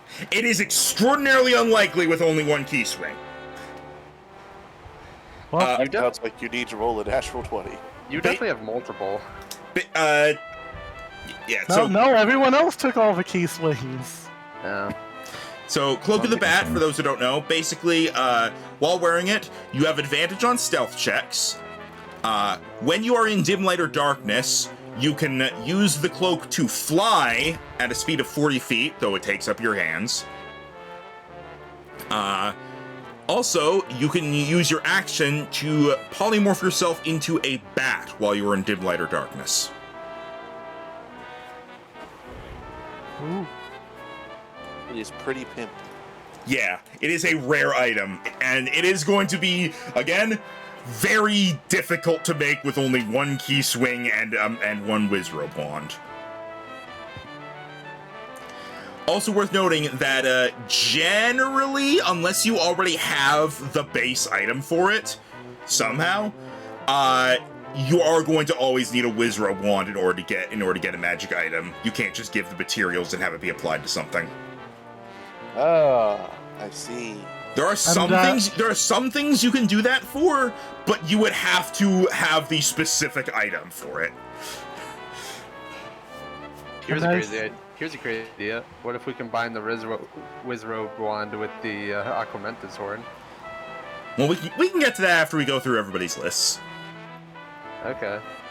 Because I will say, the boss items can always be used on everything: weapon, armor, potion, and Magic. magic. Yeah, and for the record, weapon / armor, to correct myself. So basically, Blacksmith, Witch, and Mage. Magic. It's bothering me that those are the same thing, but that's literally how Hyrule does it. So, all right. So that was your items. Oh yeah, you also have the Octo Balloon, right? Yes. All right, that.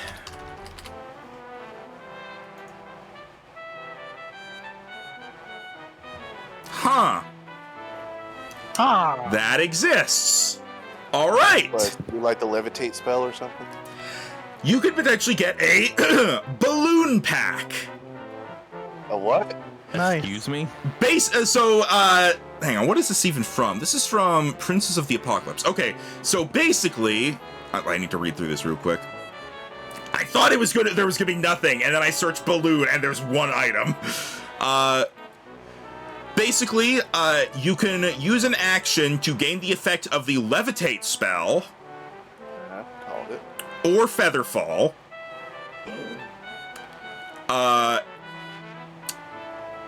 It is then unusable until that's very specific. I'm gonna say like it is then unusable for 1d4 days. It says here for actual D&D, it's like it must recharge for 1 hour in an elemental air node, and I'm just like days. So basically, it gives you access to levitate and or featherfall. And after you have used either of them, then you need to wait. I assume if I miscraft something, I lose the wand too. So technically, the way that it works is that if you're using the base items to craft something, the base item will always be made. It's just a matter of if it'll get the effects on it. So like, what happens if I asked for something that crafted and I rolled a 1? I'm confused now. Basically, Iris would be like, well, I was not able to make what you needed, but I was able to extract the core of the Wizrobe wand, so if you want to try making another magic item, I have the thing needed to start the process. So That sounds like it's not consumed, but with extra steps. It's not, it's not consumed. Yes, it is not consumed, but you don't get it back, sort of, if that makes sense. Like, you don't get it back as a wand. You get it back as, at some point, you can try to make a magic item. Oh, so it's like a thing I can add into a future craft to increase the odds? Yes. Ah, okay. So what's the Aquamentus Horn do? Well, let's go through everybody's list. So, Sadmati, do you have anything that... any remaining items? I'm sorry, could you repeat that? Do you have any remaining materials that you might want to try putting into a magic item? No, like I said, the only thing I have is monster horns. Okay, Ebio. But I will like to comment on, because you said that she was like reading a book, right? Yeah. I was just like the comment on the book she was reading. It's like Sadmati would ask, what kind of book are you reading? She like pushes it slightly to the side. None of your business. Well, I mean, don't hold out. I'm a very big fan of books. Roll for persuasion. I like to imagine she just pushes it further away. Roll persuasion. Yeah. Yeah, I was about to say. All right, let me find that.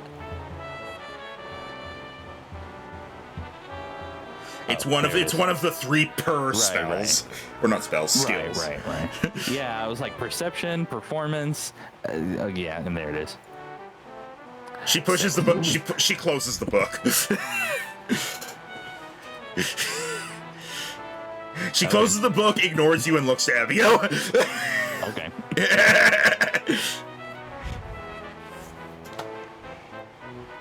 Rhino. Decuseed. All right, you want to try to make a Decuseed into an item? Well, I'm just asking, what would it do? Ah, sorry, you're right. That's what I meant.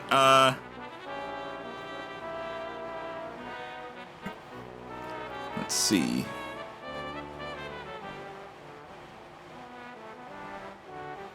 Ooh. Give me just a second to double check. Where is it? Come on. I'm just double checking that this is what I think it is.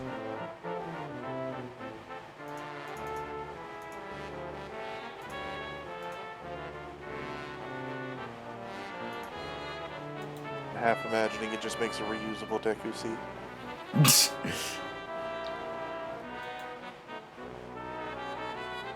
That makes sense to me. That makes sense to me.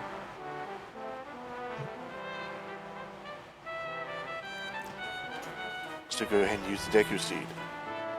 Alright, but it's only 1 use. Alright. You have a couple options with it.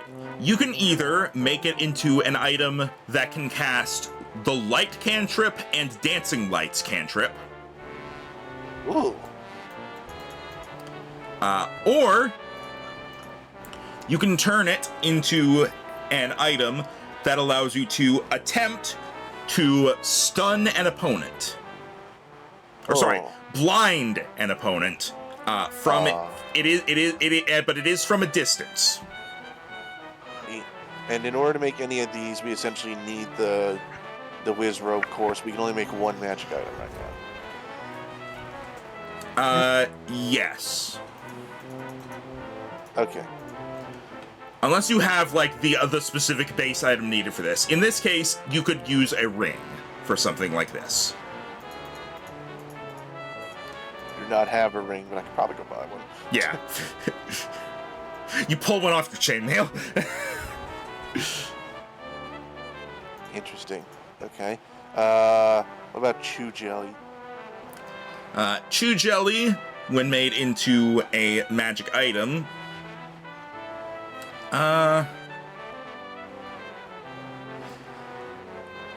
it essentially gives you access to,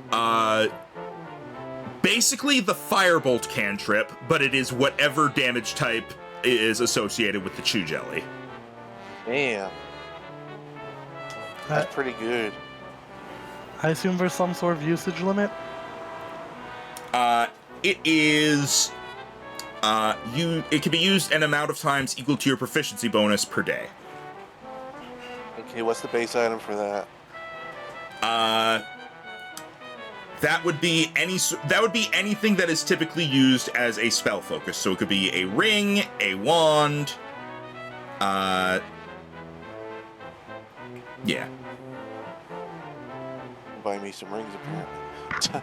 Yeah, some of the items are going to be, like, more difficult to actually, like, get the base item for, as you'll find out, and that's why the Wizrobe wand will be much more useful. Giant eyeball. Giant eyeball. You can use that to create. It stares into your soul. That is. You can use that to get yourself an item that can cast the Arcane Eye spell. Oh shit. Which you create an invisible magical eye within 30 feet that hovers in the air for the duration. You receive visual information from the eye, which has normal vision and 30-foot dark vision. Looks in every direction, and you can move it up to 30 feet in any direction. And it can go as far away for you as needed. So basically, it's like a scouting tool.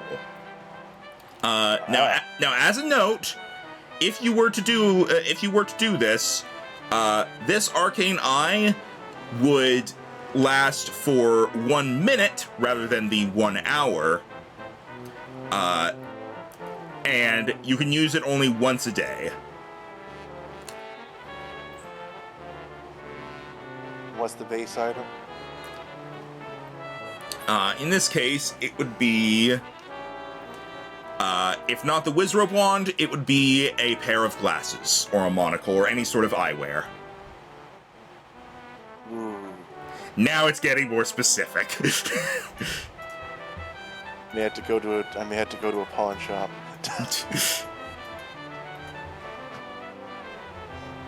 So far, this seems like one of the better uses for the giant eyeball. It is a low chance of working when you only have one. I didn't think I'd be getting some of this stuff that I only got one of. I thought would be like more rare stuff, but I guess that makes sense. No. They're still red.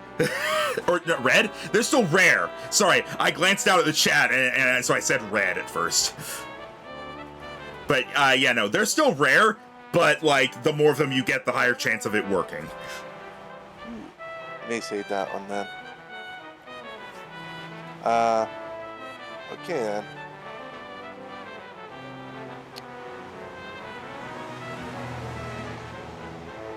Yeah, that's all from me then. All right, and Tim, you don't have any items to make into magic items? Not really. I only have the tough fur, the large feather, and the horn. The large feather can actually be used here. Oh. You can use it to create an item that will allow you. Give me just a second. It creates Qual's feather token. Which one?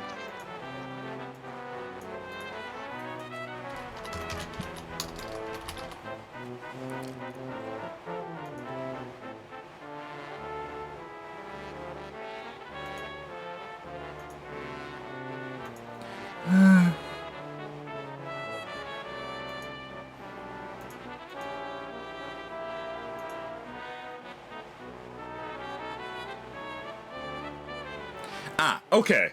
So, if you use if you use the feather on a magic item, it just like armor. Sorry, nope, not like armor. Hang on, sorry. I have like 10 tabs that I'm looking through. It's the Oops, mechanics stream. Oops, we made the crafting system too convoluted, guys. That's on me. If you attach it to a magic item, or to a piece of armor, I don't know if I said this before with armor for the large feather or not, it gives you... Oh, wait, no, fuck. Because it's... Oh, no, yeah. It, just like the octo balloon would for armor, the large feather on armor or a magic item gives you featherfall. Oh, you said the large feather gives you increased Plus movement. speed. Sorry, Yeah, I remember. I remember something about feather gives. Yeah, sorry. I have things noted down in different documents, and some of them are contradicting because I'm an idiot. Okay.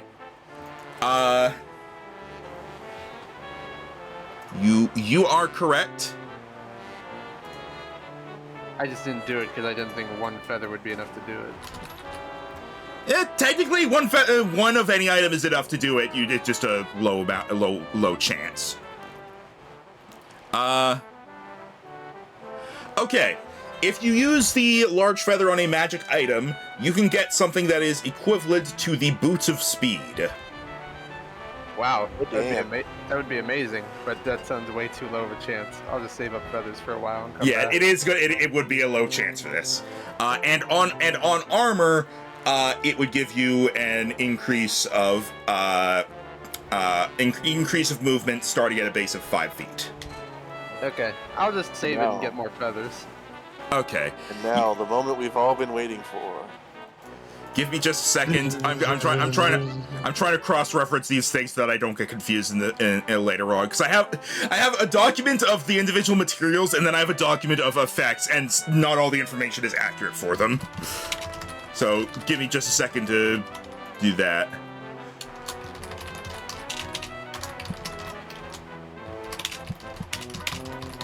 All right, that'll work for now. So the Aquamentus horn.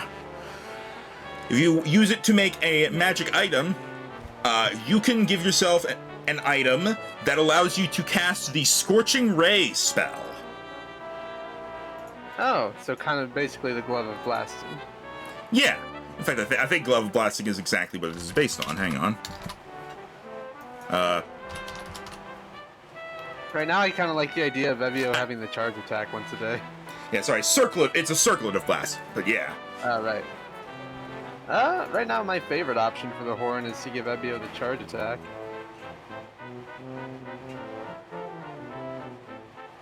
I don't It really would, have it a would strong help with my opinion. speed issue. I will say real quick, if you use it on the magic item, its limits are you can cast it a number of times equal to your dexterity, not dexterity modifier, your proficiency bonus. Thank you. Forever or for a day? Forever, and it recharges on a long rest. Actually, considering Celia is limited by Warlock stuff, her having what's effectively a circlet of blasting could be a big power boost. I mean, True. I have agonizing blast though. Yeah, but Scorching Ray is you blast 3 bits of fire per use. I will note it cannot be upcasted. Ooh, you're always going to be at base level, but base level ain't too much to sneeze at, especially for a while. Scorching Ray, is that a level 1 or 2 spell? 2 Two. spell. Ooh. Nice. You do 3 blasts of fire that each do, I think, 2d6 damage. Yep. But you do have to roll to hit for each. Yes. I mean, if you want to give me cool stuff, I'm not going to say no, you know? Well, pretty much those seem like the two uses for it that we're going between. So Yep. do we give Ebio the once a day charge attack, or do we give Celia the right now, twice a day Scorching Ray.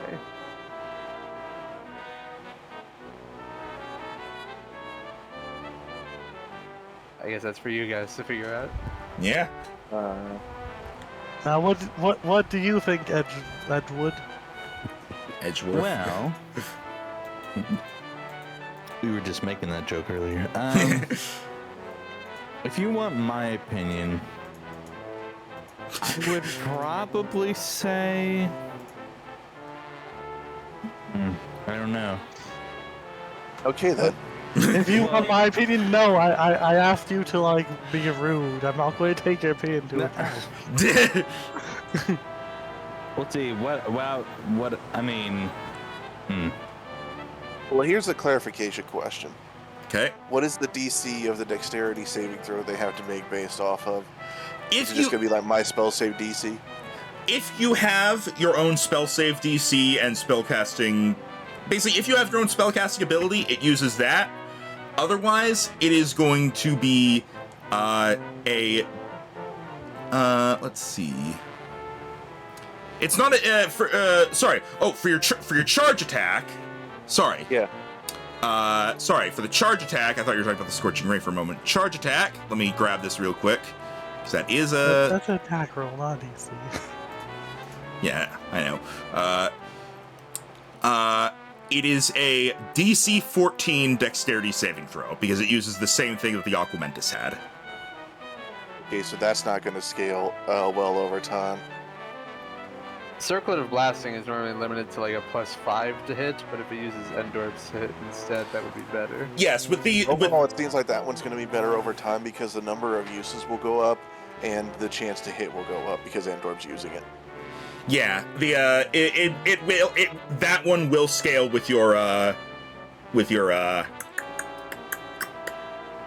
Proficiency? with your spellcasting ability. Spell Also- attack bonus. Yeah. Also, you know what? For the charge, it is going to be what it's actually going to be. I'm going to slightly alter this. It is going to be DC 13 plus your strength modifier. Okay. So it can get better over time, but it'll have a limit of 18, unless I you think get because- crazy stuff. I think because the Warlocks are so limited to what they can do on a daily basis, it would help Celia a lot to have the blasting. Yeah, I'm leaning towards that, I too. agree. All right. I agree. So we'll ask the Mage if they can turn this horn into a whatever it is of blasting. All right. Mage will. Is it bad that I'm now imagining it as that one headpiece from Tears of the Kingdom where it's literally like a little circlet with a horn on the front? Oh yeah. All right. Are you giving? I assume you're also giving her the Wizrobe wand to work with. Well, I assume we would have to unless we have the base item. Yeah. So, all right. That is going to be nah, it's fine. All right. So yeah, Wizrobe wand and the Aquamentus horn are being taken to be worked with. Is that everything you're doing with the mage? I think so. I think we're finally done crafting. I didn't say that. Yeah. Now you can retrace your steps, go back to the previous ones, and like have made your decision about any other materials you have. I'm done. All I have is feather and fur, and I'm gonna hold on to those. I think I want to turn one of my chew jelly into fire and make a fire resistance potion. All right. You want to attempt to make a fire resistance potion? Yep. I'd also like to do that. So 2 potions of fire resistance are being attempted to be made, and it's 1 chew jelly each. Yes, please. Yep. All right. Double trouble, boil and bubble, etc., etc. Maybe you'll notice this down carefully, including the etc. part.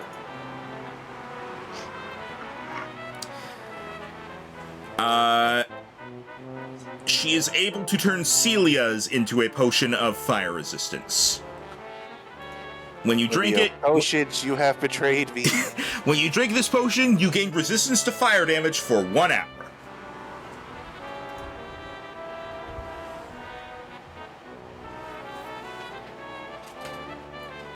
All right. It's in my inventory now. All right. Anything else for potions? Rhino's the only one who wants craft stuff, right? Nope. Todd Marty is still really embarrassed about his interaction with her. So. That was with the mage. Now you're with the witch. Oh, okay. Never mind. Or at least we are. We don't know what you're doing. What are you doing? Who are you? Get out of my Do house! that. What do you think Key Swings did? They were for bows mostly. For a potion or For potions, you said it was glide essentially. yes, for weapons it does nothing to melee weapons. It gives bows a +1 to hit. And does it do anything for armor? No. Okay. Yeah, I'm gonna go ahead and try doing 2 key swings for a potion like that. All right. And then okay.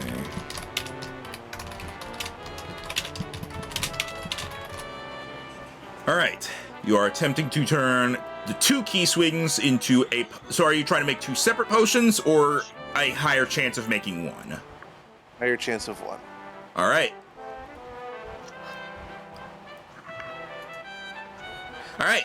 You successfully obtain a potion that is essentially a potion of Featherfall. Sorry, hang on. Basically, it is a potion that when you drink it, you descend at a rate of 60 feet. No. You descend at a rate of 30 feet per round, and you can still move horizontally on your turn. I am noting it as Potion of Keys Glide. Yeah, that's probably a good way to put it. When You drink a potion to do what Koroks can normally do anyway. Well, I didn't say it was for me. and also, once you drink it, you have this ability for 1 minute. Alright. I can fly, so not useful to me.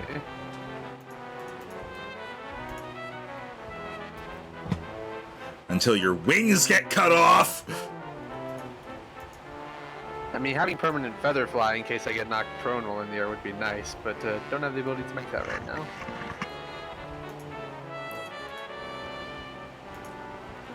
Alright. And, I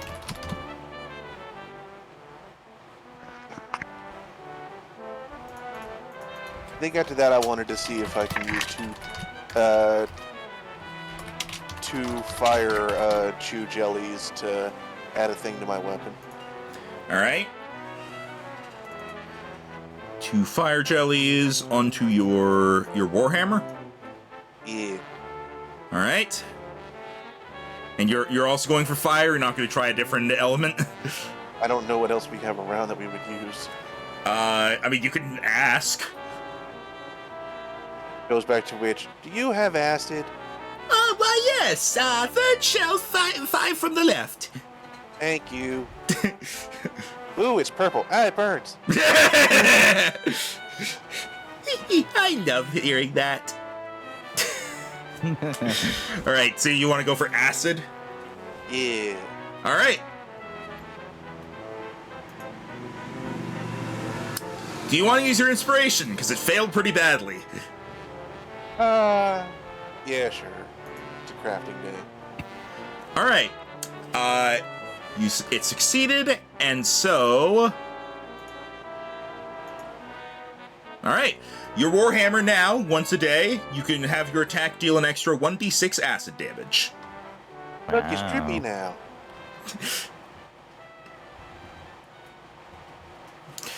Yeah, the original roll was a 4. It's like a Tingaton was poison type. Well, luckily all of the rerolls actually worked. Yeah. I think Celia's the only one who hasn't done a reroll. I have not. Yeah, I also she only only- crafted one thing and it succeeded. You're Fair. getting the Aquament. You're also getting the Aquamentus item, which is an auto succeed. Yep. Because I'm not going to be that big of a dick and make the unique items you can only ever get one of fail. I appreciate that. Alright. Was there anything else you guys wanted made? Oh, No, I'm good. All right. Ooh, can I get some cold chew jelly? I'll say you can go to the mage and she'll like cast like an ice cantrip on the jelly for you. Then let's get a potion of cold resist, I guess. All right. How many jellies are you putting into it? All one of them. All right then. You succeed. You now have a potion of cold resistance. It's the same as fire resistance, but cold. And you have an inspiration. Yeah, you still have that. all right. I want to re-roll my success. See if All I can right, succeed and even you higher. fail. All right. That only took half the session time. We were learning mechanics. Yeah, this was sort of mechanic teaching as well. All right. So make sure to give yourself the items that you got. To go down the list, I believe Tim, you got a +1 to hit added to your longbow, and you acquired a short sword that once a day can deal 1d6 fire damage. Yep. Ebio, you got a +1 to your armor. Yay. Your warhammer now once a day can deal 1d6 acid damage. Yay. And you got a potion of Keys Glide. Yay. I think that was everything. Yes. All right. Sadmati, your short bow has a +1 to hit. And your armor, you already did this, but your armor is now +1, so you have an AC of 15 because of the Hinox toenail. Yeah. And Celia, you got the we'll go over exactly what the Augmentus item is in a moment, but you got that as well as a potion of fire resistance and a potion of cold resistance, correct? That sounds about right, dearie. All right. The mage finishes up the item and is going to give you the Aquamentus wand. The horn has been kind of shaved down and used as a wand handle, with the core of the Wizrobe gem of the Wizrobe wand at the top as a gem. And so, as long as you are holding it, you can cast Scorching Ray. It uses your spellcasting ability for everything, and you can do it a number of times equal to your proficiency bonus per long rest. I missed the first part. What kind of object is this? It is a wand. Makes sense. You can also use it as a spellcasting focus for your other spells if that is more convenient at the time. Though, considering your spellcasting focus is worn around your neck, it probably doesn't matter. For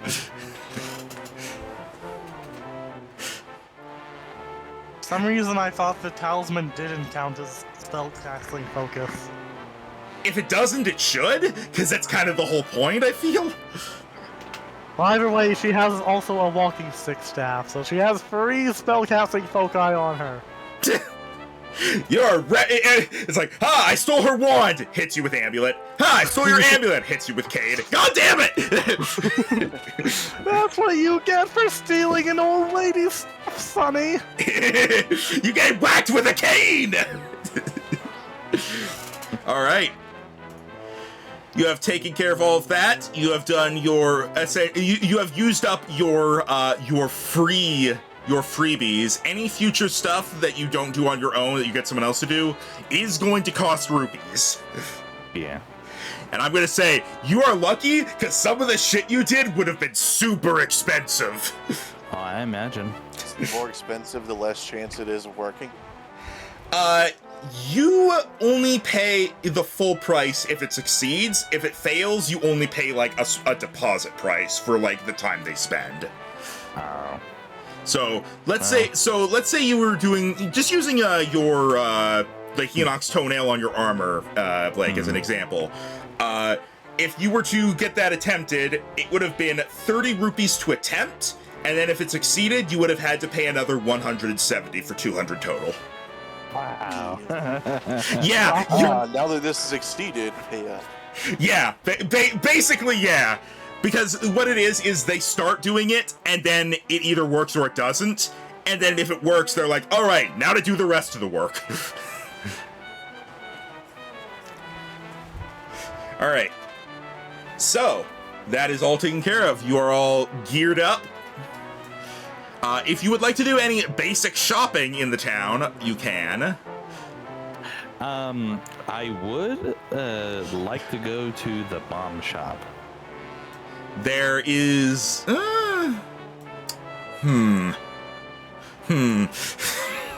Because I have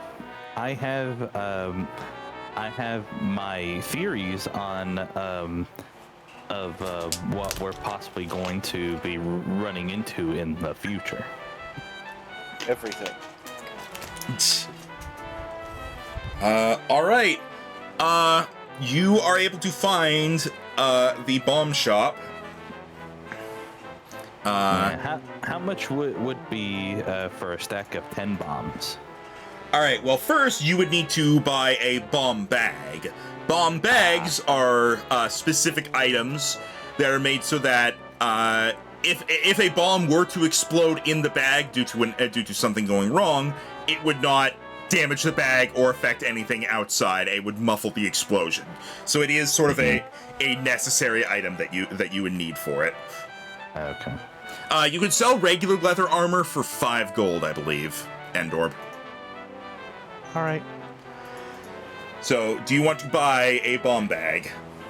Yes, how much? All right. A bomb bag will be 70 rupees.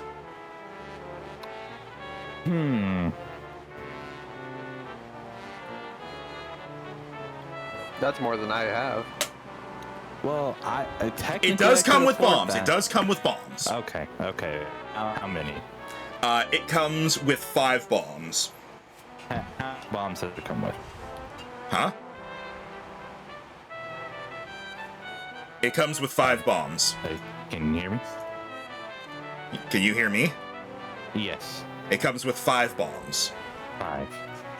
And how much would it cost for 5 more? A bag can only hold up to 5.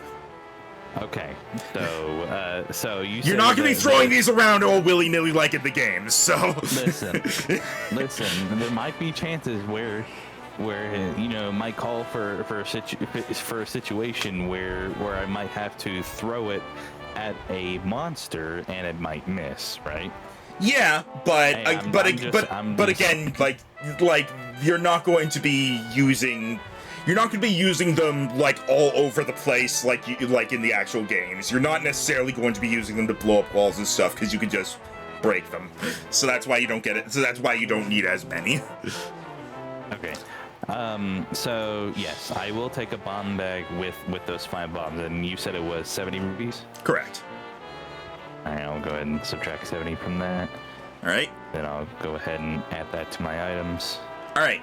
So a bomb, how it works is that you use an action to take it, light it, and then either place it or throw it.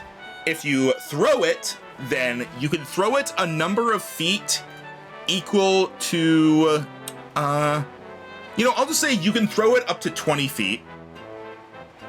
And if you place it, obviously you just put it on the ground in front of you.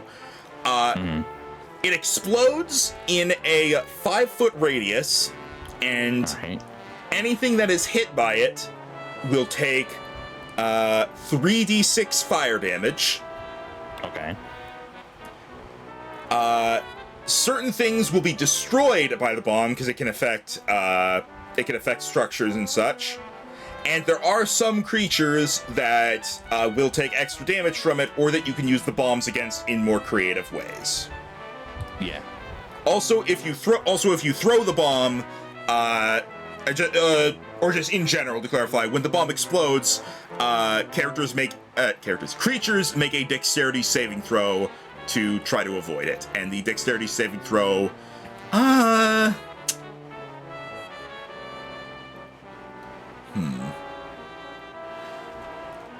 I'll say the dexterity saving throw is 12 plus your dexterity. Okay. So that's the DC they have to beat. If you throw it. If you place it, then they can generally just get out of the way. Oh, also, if you throw it, it explodes upon impact. If you place it on the ground, it explodes after about 10 seconds. Okay. I'm sorry, you say we could generally get out of the way. Cracks my knuckles with my Eldritch Blast. Yeah, the Eldritch Blast. Again, it's a 5-foot radius, so if they would need to be directly adjacent to the bomb to still be hit by it. Essentially, yeah. Alright, note to self, get a spell that reduces people's movement to 0. Sleep. Wait, yeah. I already have that, perfect. All right. That is all for me. All right. Does anybody else? Setzel, by the way, while you were going around, while you were kind of waiting for things to be finished being made, another guard comes up to you and says, Queen Zelda asked me to bring this to you, to bring back to the Rito Elder. Oh, right. Thank you. And he hands you a, it's kind of in like a small box, like one of those presentation boxes, and inside is the thing you were sent to collect, a newly crafted Great Eagle bow. Oh, wow. Thank you. I'll take good care of it. Thank you.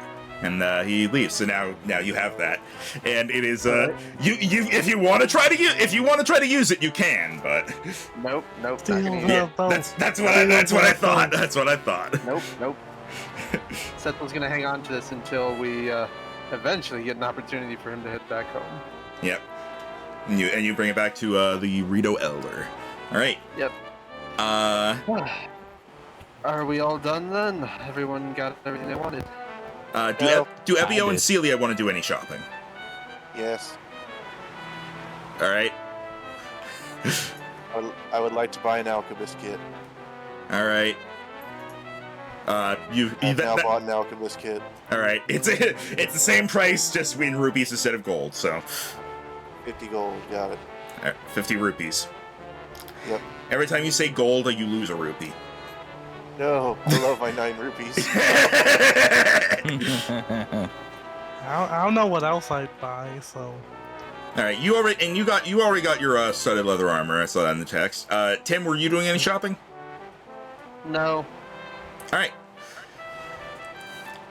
You have been pointed out on the map where to go, the Valley of Seers.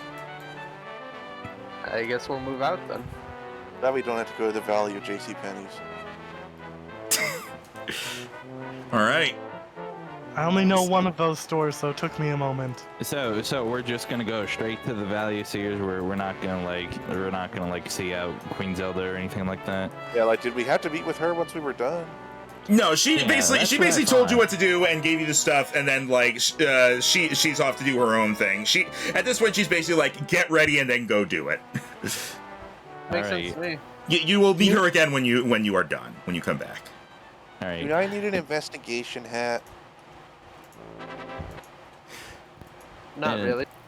So Max, like before we leave the castle, is there anything that around where somebody can see like anyone familiar? Or not yet. Give me a perception roll. All right, let me take a look.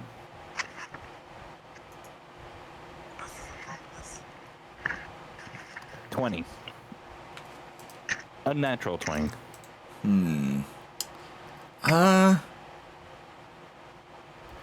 You don't see them, but you do overhear a guard conversation, and you hear them discussing and talking about you hear them mention the name of the person you're kind of thinking of, and they are apparently out of town at the moment.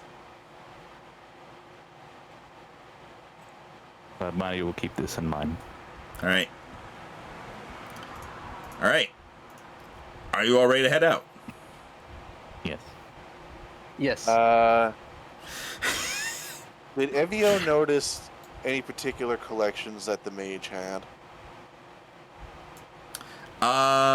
You also roll perception. Okay.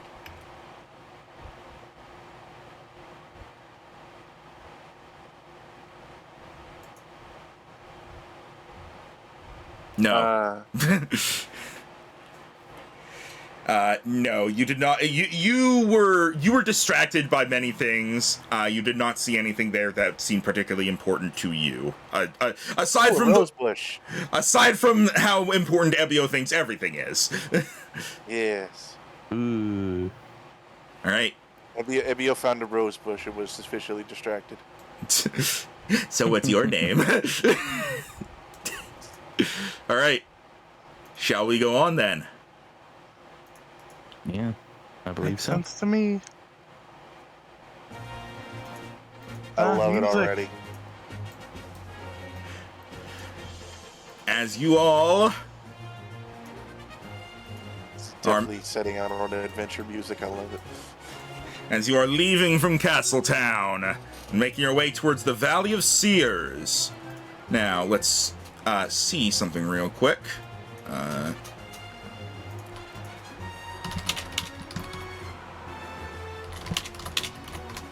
Well, hey, maybe if we're, maybe if we have some time after this is just Sadmati talking in character. If we have some time after taking care of what we were taking care of in Valley of Seers, maybe we could stop by my place. Yeah, Kakariko is nearby. You can go to Kakariko first if you want to. The Kakariko peeps, what's been going on in the Valley of Seers? Some crazy shit they've seen down there. Yeah, basically. Do you want to go directly to the Valley of Seers, or do you want to go to Kakariko Village? Or anywhere, really. If you guys want to go, wherever you guys want to go. Ebio Why don't we struggles skip for out on direction this in his quest and go down to Zora's Domain? I've missed the hot springs. Complete opposite direction, not now. Well, it's not Yeah. really complete opposite direction. It's way past it.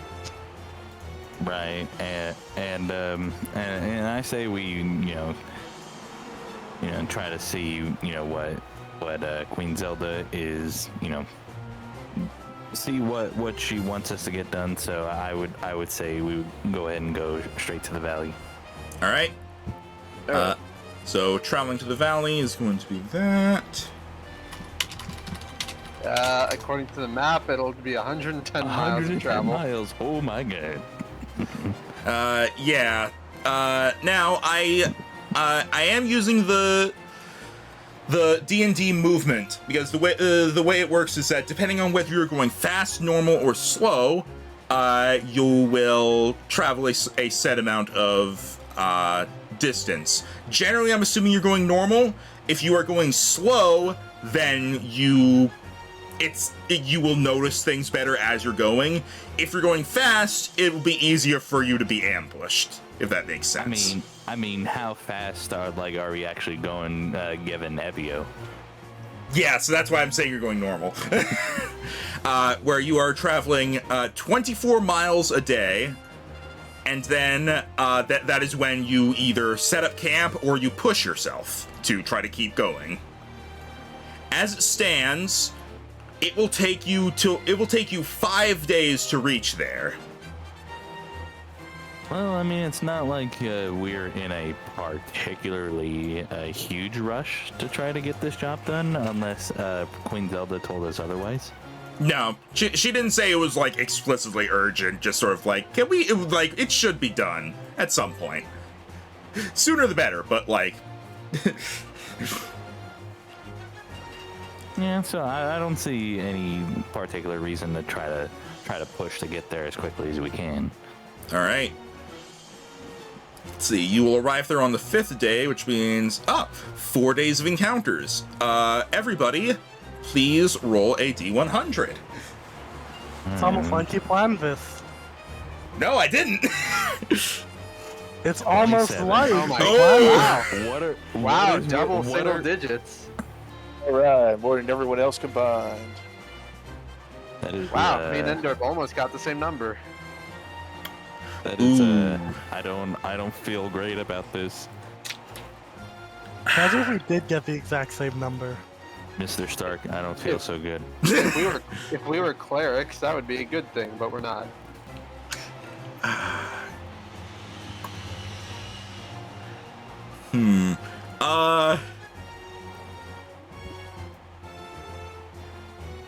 Tim, roll another one.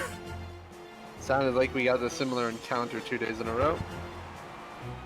63. Better. All right. Your first day of travel has nothing of interest happen. Mm-hmm. Your second day of travel,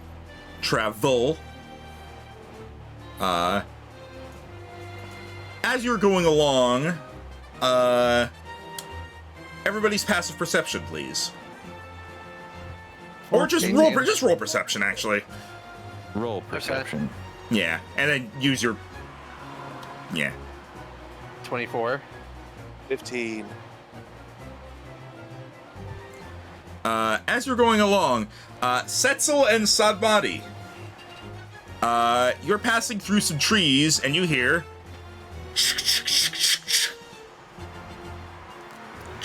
Is that?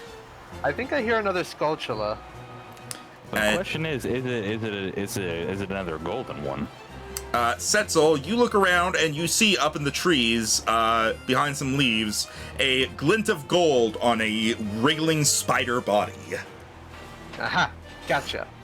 Setzel takes aim with his bow and fires, knocking it right out of the tree. Yep, it falls to the ground dead and bursts kind of into nothingness and leaves behind the token.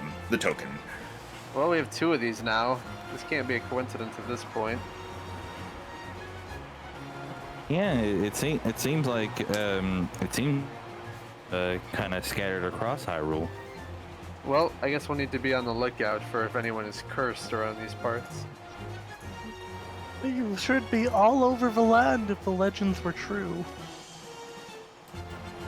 Alright, Right. let's keep moving. Now, on day 3, as you are walking along, you all hear a noise as you are passing by kind of a small hill. You hear coming from over the hill.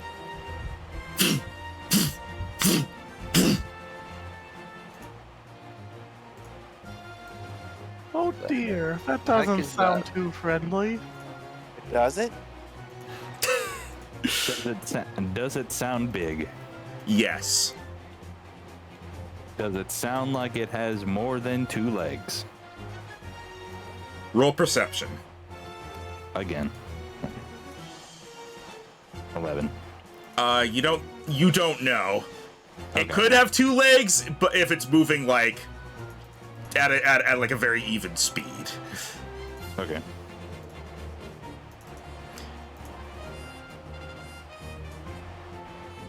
Yeah, you hear them. You hear it coming over the thing. Should we try to avoid whatever that is?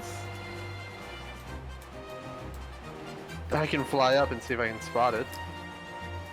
And Sadmati will attempt to try to stop Ebio from just running up to the thing that we heard, just so that it doesn't spot us immediately like our first set of encounters. All right. So, Sadbody stops Ebio from running it towards the footsteps. And What if it's a friend or a cow? Yeah, a cow's not going to sound like that, Ebio, especially something that sounds that massive. Tim, you Setzel, you fly up. Yeah. Are you trying to be sneaky about it? Yes. Roll stealth. Okay. 17. All right. You fly up over the hill, and you see, stomping in the general direction of the party,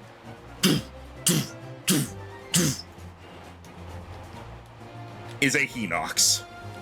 Oh boy. See, I They're thought less maybe fat, that more buff now. this is the original design from the Yeah. first game, I think. I don't know if it's from the first game, but this is like the from their earliest appearance. So it's Right. it's either the first game or Link to the Past, I believe. They look a lot more like Dragon Quest Cyclopses. Yeah, Hell, that is right. true. Ooh. And it sees you Oh, no. because it got a nat 20 on its perception. Great. Well, who's ready for more Hedox parts? As the Hinox looks up and sees you, it points at you and goes, "Flying Man!" At least he's happy to see us. And you said he wasn't a friend. It starts kind of stomping quickly towards you. Guys, get ready, something big!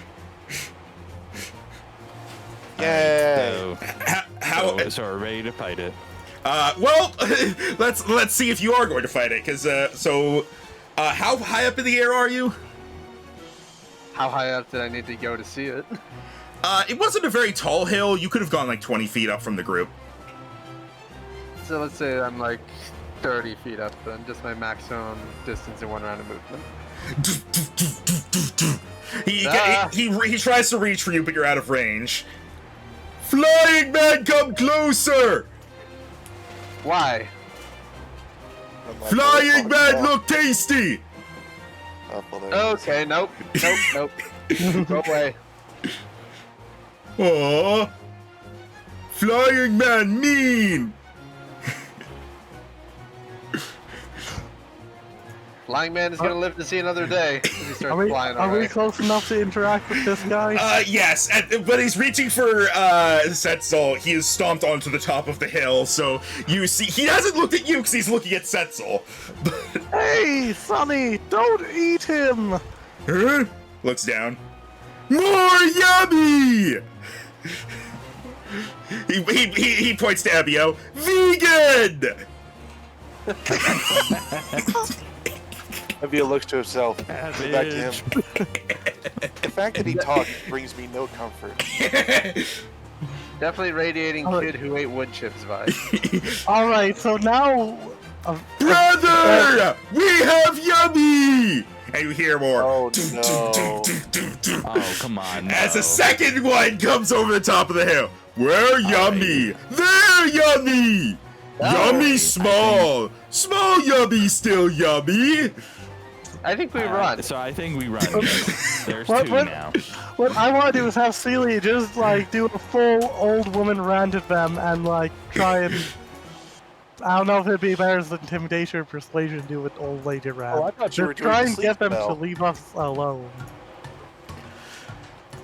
Alright, I am gonna move you to a map just in case this does go to combat. Alright, so am I clear to do that? You wanna basically yell at them? Yes, try and, like... out. What are you saying? What are you saying to them? Let's try and stall a little, think of, like, the sentence. There's a bunch of other old lady ranting there, but the line probably sticks out. How would you feel if someone came up and wanted to eat you? Think about other people. You have no respect. Roll persuasion. Alright, I'm going to use Aid of the Goddess for advantage. Alright.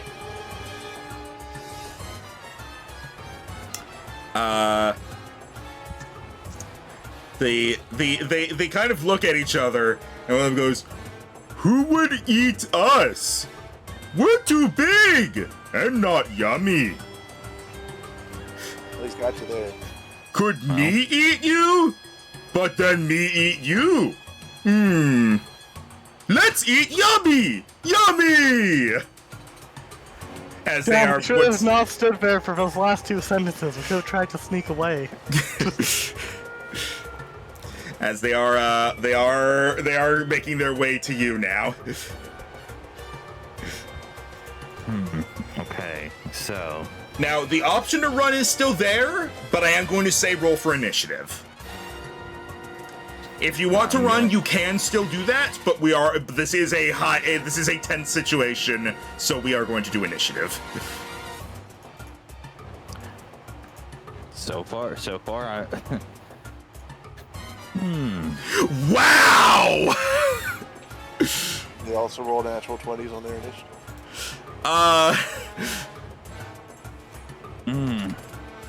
I am still doing the rule of, you know what? No, because this isn't one of those things where you're likely to switch out a lot. I'm just gonna say initiative nat 20 doesn't matter. So this is their initiatives. Not great. One got a nat 20 and one got a nat 1. That's funny. So even if we decided that we possibly might want to run, we have to wait for their turns. Correct. Well, one. One of their turns. Yeah. I thought he was doing like a shared thing. No, they because they are large, because they are big enemies, they have separate initiatives from each other. Okay. Generally, people don't do that until it's groups of 4 or more of the same thing.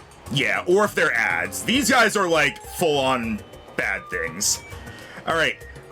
So the one that first came up is gonna like look down to you and be like, "But things don't eat us. We eat things. Things yummy!" And he's going to start charging forward.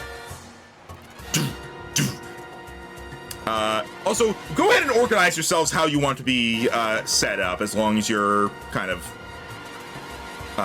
within. Oh, it's not. As long as you're like within this area. Well, Setzel is still 30 feet up in the air, so. Yep. So let me throw that on. Yeah, I'm up in the air. Yep. So, What's that so far? I'm debating on whether or not getting behind Nebio or not.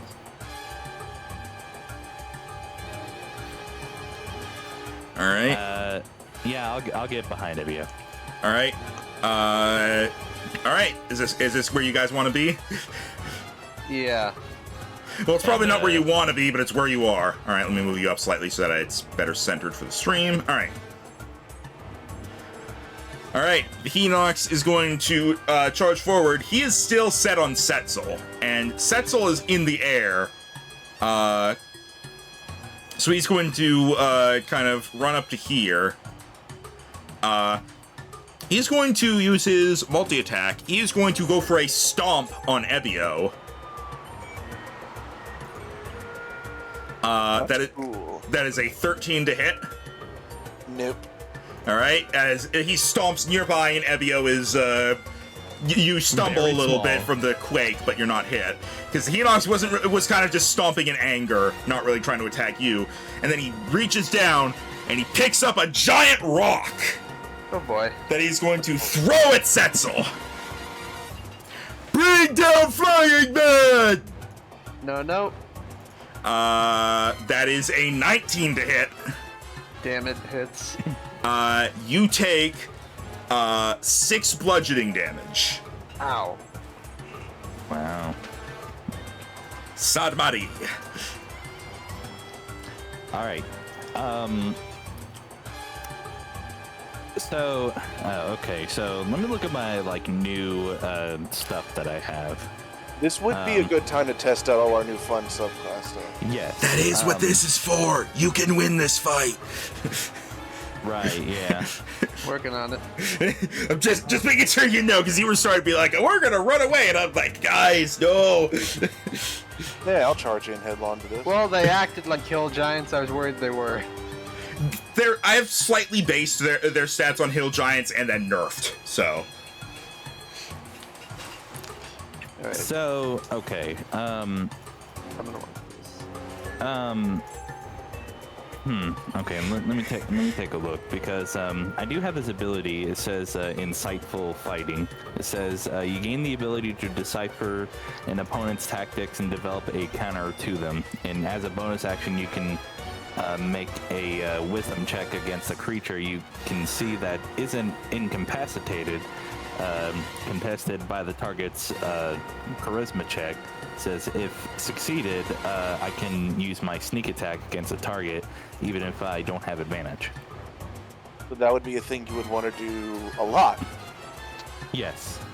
So I'm going to use my insightful fighting against this. Here, I'll give the markings. There's red Hinox and blue Hinox. Against red Enox. That's All the right. colors of their shirts. So it's your wisdom versus his deception. Yep. So go ahead and roll wisdom, or Or roll insight. insight. You're gonna have to do pretty bad to fail. I'm pretty good at insight. Yeah. 19. The chance of you failing was incredibly low. You succeed. You see that he is very focused on Setzel, more than anything. He's not really paying attention to those of you at ground level. You see some spots where you could easily get in some stronger strikes. Yeah. So I am going to take out my short bow and with advantage. and- Advantage? No, you don't have advantage. You have sneak attack. It just gives sneak attack. Oh yeah, that's that. Yeah, that's the D6. That's right. Yeah, that's just the D6 afterwards. And what I'm gonna do? Your sneak attack should be 2d6 now. Should it be? It goes Yes. up every odd. It goes up every odd level. Oh, every odd level. Okay. Maybe I should change. Okay, so it should be 2d6. Would it be smart to do a called shot to specifically aim for his eye? You can do it and see what happens. Yeah, that's what I'm doing. I'm gonna call my shot and try to aim for his eye, possibly to stun, maybe, hopefully. All right. Please. Welcome to Legend of Zelda, where you always aim for the eyes. 15.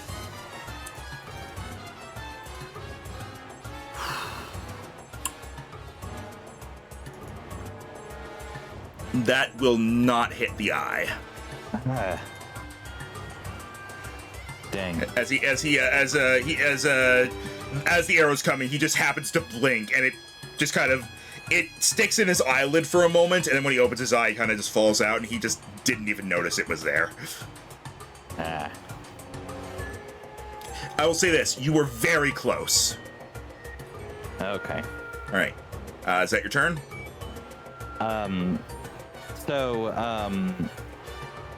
My ability was my bonus action, right? Correct. Yeah, that was my bonus. That was one. Yeah, and so trying to hit him was my main action. So yes, that's All you have is movement right now. I don't Or it feel is particularly comfortable about moving right now, so I'm good. All right. Ebio Audibore. Alright. Evio doesn't actually get much stuff at level 3 because as a cleric, his subclass was decided at level 1. I level So- 2 spells. Yes, I do. But first, Evio is going to raise his shield above his head, and and from it will emerge a dome of dim gray light as he will use his channel divinity. And so let me go ahead and set up a 30-foot radius here.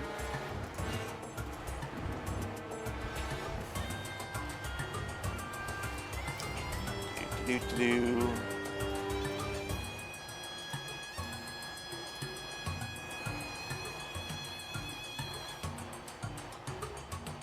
And as that settles in,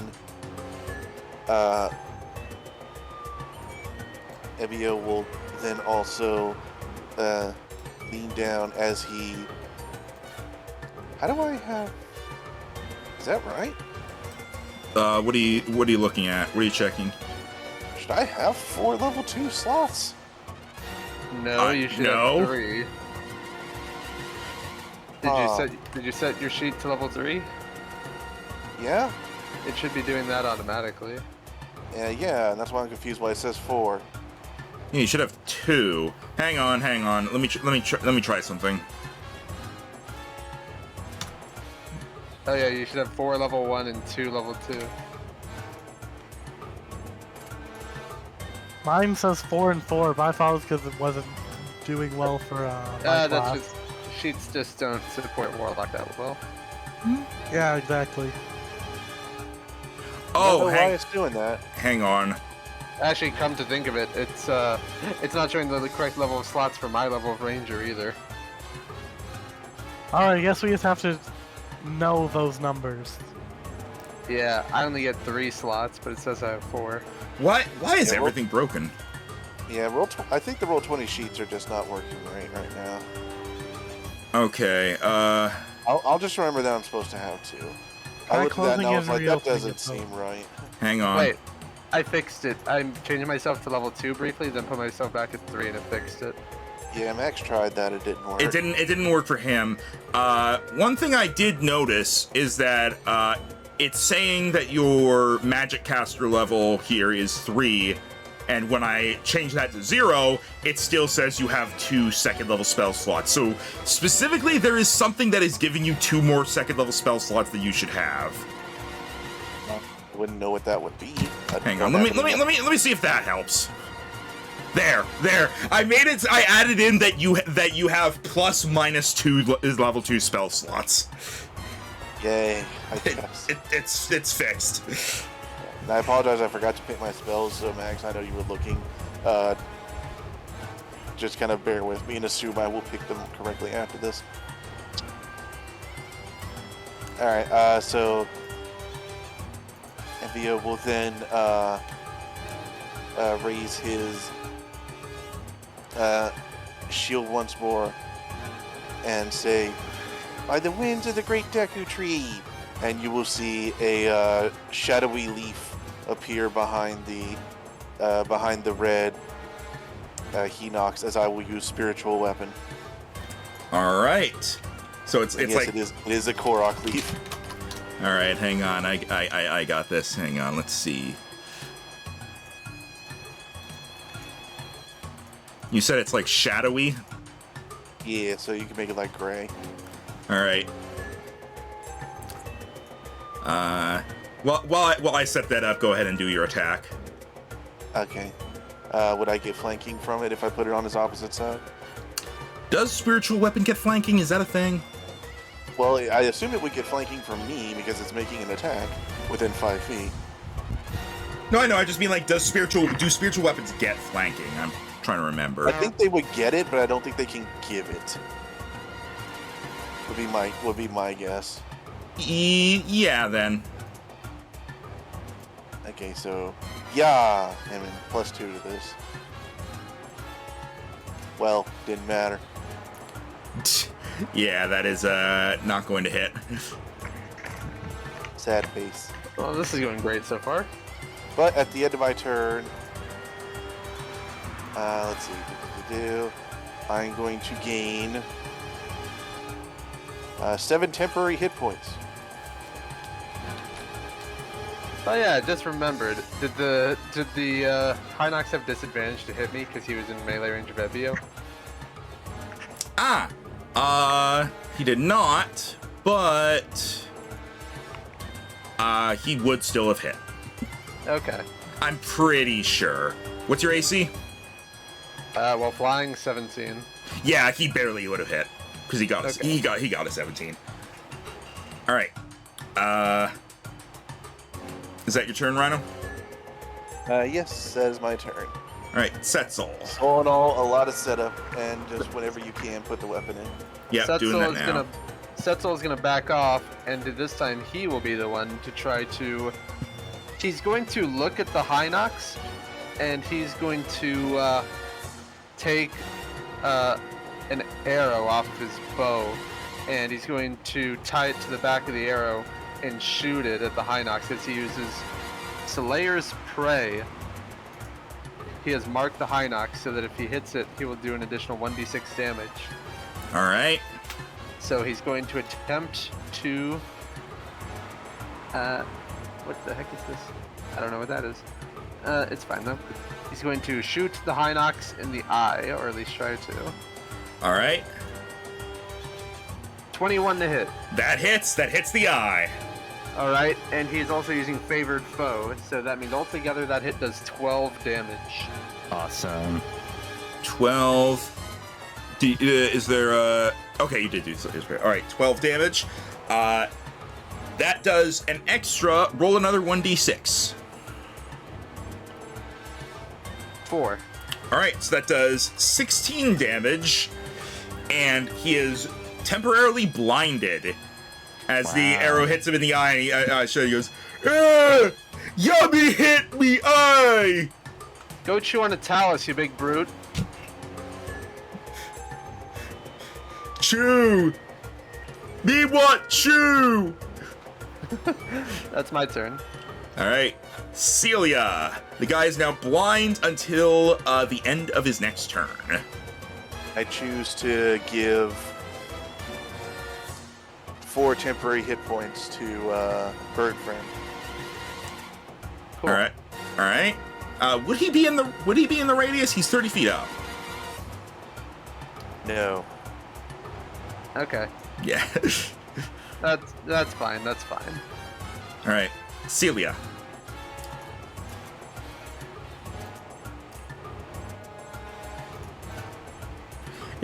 Oh, Endorp says there'll be a second. It's so weird seeing Sanmati's health compared to everyone else because Blake took the risky reroll.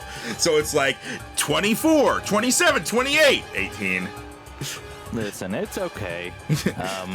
When we level up next, I'll, You'll roll maximum. It'll be fine. In lieu of a Alright. of a really good roll, I'll probably just do I'll average. That Alright. happened in another game of mine where the melee fighter decided to roll instead of take average and he got a 1. Alright. Yeah. Alright, Endorp, it's your turn. You blasted creatures! I'll teach you a lesson! And then she's going to bane them. Alright. So, Hey! charisma saving throws. DC that.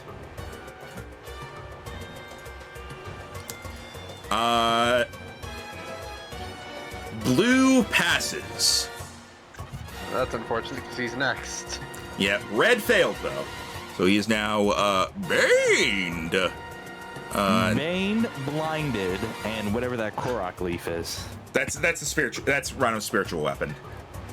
Oh. All right. So that's not status effect, that's just something kind of like a creature on thing. I also have him double marked with my abilities, which just gives If me I more rotate, damage. if I rotate it like this, it looks like he has an exclamation mark above his head. Oh no, he Oh, found I- snake. That's a leaf idea. And it's gonna be 5, 10, 15. Also, sorry, you have him marked with what? Right, Tim? Favored foe and Slayer's Prey just gives me more damage when I hit him. This poor red one. That's my turn. All right. Lots of ailments. All right, Blue is going to start stomping forward. You hurt brother! Gonna do. Oh dear. Oh no. Oh no. He's going to go for a stomp on Ebio. Oh, okay. That is a 23 to hit. Rhino. I'm sorry. I had to move outside because my dog is having an episode right now. What? Enoch stomp 23 to hit. Yeah, that'll hit. All right, and you take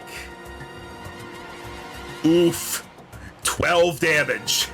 Jeez. And also, because I missed it because I was moving out. To whoever's turn it just was that was on our team. 4 temporary hit points. All right, so Celia, you get 4 temporary hit points. All right. So yeah, you take 12 damage because he rolled maximum. Ow! 12, not 12, not 5. I had 7 temporary hit points. Ah, okay. And then he is going to reach down and try to grab Sadmati.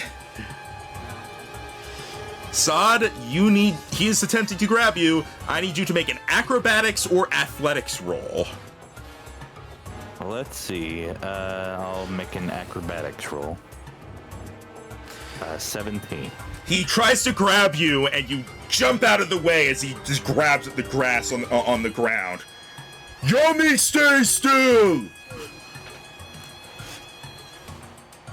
As he failed to grab you. The next Enox is blinded, so he's gonna have disadvantage on whatever he does, and also baned, so this probably isn't. He's probably not gonna be able to do anything. Yeah. No. If he attempts to attack, he has a minus D4 and disadvantage. Does spiritual weapon get attacks of opportunity? No. All right. He is going to move forward, kind of like swinging at the air, trying to find Setzel. And in doing so, he's going to get to here and end up doing a stomp on Celia. So disadvantage and minus a D4 to hit. 12 to hit.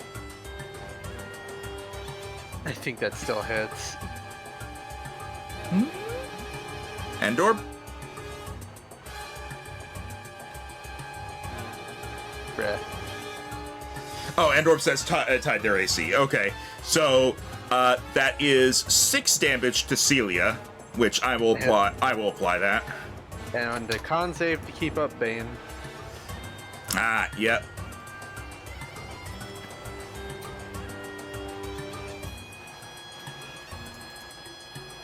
Endorp's putting away groceries. Okay. That's the end of the Hinox's turn, so we'll do the con save later. As the turn ends, he's able to shake himself out of being blinded. How many temp HP did I have again? Rhino? You gained 4. Rhino can only roll ones on that die. And you took 6 damage, so you should actually have 25 health, not 20, and not 21. That and Con save. con You got Bane. save. Bane is good. Yeah, All right. I made it. He is no longer blinded. Sadmati. Okay, so so there's at least 2 monsters that are at least 5 feet away. So either way, I can hit for advantage thanks to sneak attack. I mean, Not you can- advantage, just sneak attack. You can oh disengage yeah, that's right. from The these. D6. The You can disengage from these guys as a bonus action. Right. Yeah, so I think what I'm going to do is I am going, as my bonus action, I am going to disengage. And I'm going to move right here. And I'm going to hit the red Enox, like just normally with my short bow. All right. Also, I just realized the red Hinox didn't do his second attack of the previous turn, so still blinded and baned, he is going to try to grab Celia. So, here, I'm just gonna. Never mind. He tries to grab Celia and grabs at the wrong spot in the ground. So, move on. All right. So, like I said, I'm going to hit him with my the red Enox with my short bow, just normally, not any called shots. All right. Wow. What's going on? It Yeah, planks I'm off. sure that Planks. misses. It planks off the back of his head. I'm the only person to do What is damage so going far. on? Ebio. 1 second. 9 temporary hit points to my lady. Did you want to move more? You only move like 15 feet of your 30.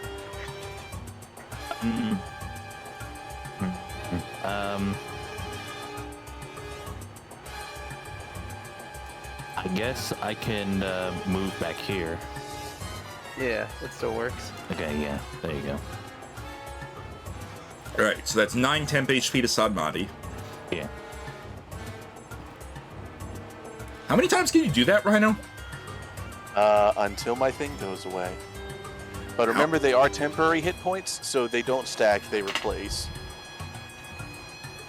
And it lasts for 1 minute, so it's not crazy. All right. It's like my main thing. Fair. All right. Yeah, I didn't hear of a number. No, it's not you. Uh, Bonus action, move leaf, And then attack. All right, he is no longer blinded. But I do still get flanking. Correct.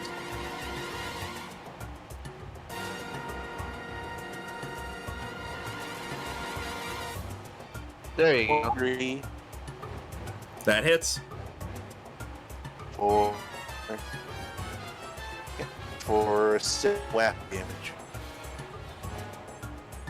Hang on. As little as tiny spines on the edge of the leaf slice into his leg, just ever so irritatingly. All right.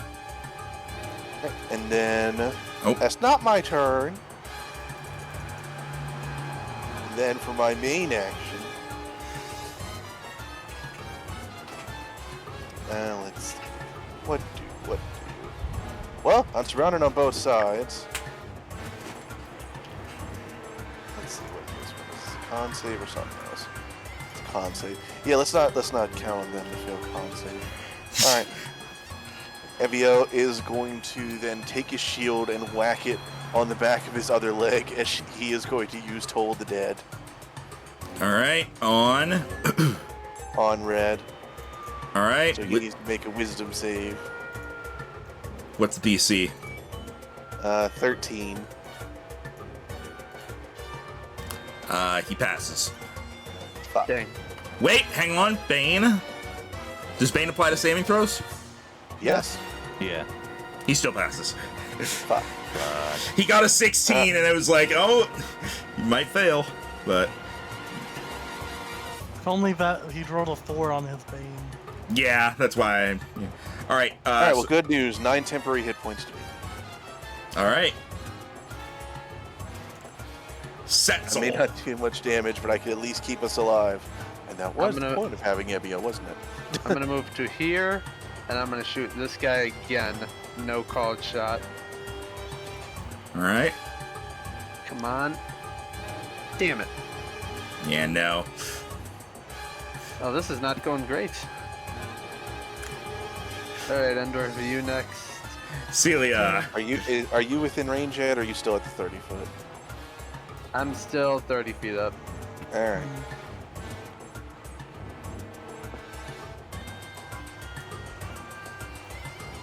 Which of these many spells should I use? Well, you do have this fun new blasting thing. She's in melee range, though. I mean, I mean, you could also try to put them to sleep. he's still blinded, right? No. No. That Okay. lasted until the end of his turn. Damn. He's still baned, though. Bane! Are we the bad guys? No. I You guess it merely depends on adopted your- the yummy! I was born in it! Molded by it! Well, here's a question as to your thing about morality. How moral do you find cannibalism?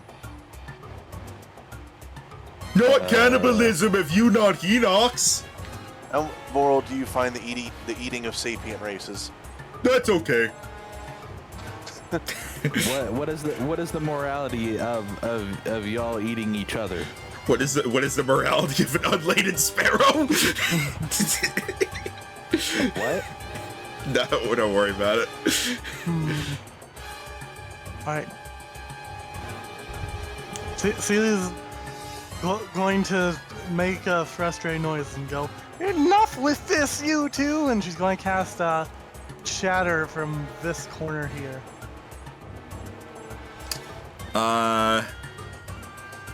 I don't do the corner thing, so what's his radius? 10. Okay, you can still do. Setzel's 30 feet in the air, so you can still do it here, and you won't get any allies. Alright, good enough. All right, yeah, I don't do the corner thing. I do from the middle square. All right, that is con saves from both of them. At least we get a minus 1d4. And it's 1 damage roll for both, right? Yes. Yeah, you just do the damage, and they both take whatever is needed. So, blue passed, red failed because of Bane. Alright, so that's 13 damage before halving. I have not seen the damage roll yet. It was It's at the it's top. above the description. Oh, 13 thunder damage. No, that's the DC. Below No, the it's DC. both. below the DC. I don't see that. I don't see it. It's 13 on both. I see it. That's weird. Like, there's a little box that says DC, and then there's a second box below it, and the first thing it says is 13 thunder. Yeah. And then Yeah, I below see that it. is the really big Oh, description box. I was looking at the description still. Okay. Okay, so 13 thunder damage. So, all right. As that rings out, the Hinoxes grab their ears and go, "Rah! Yummy loud!" As it seems like they took more damage from that than they should have. Ooh. That's nice. And, But whether to run away or not. The odds of them hitting you are quite high on average. But they might just hit you anyway because they have multi-attack and it's about to be their turns. Exactly. Yeah, and they can't multi-attack an attack of opportunity. So you might get hit once, but then if you run away, they can't get to you safely.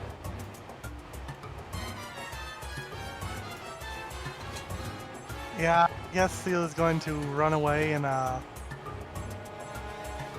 this direction, I suppose.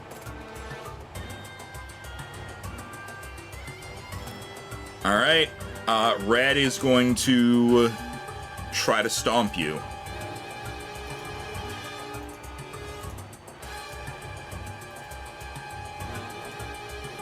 That's a 13 to hit.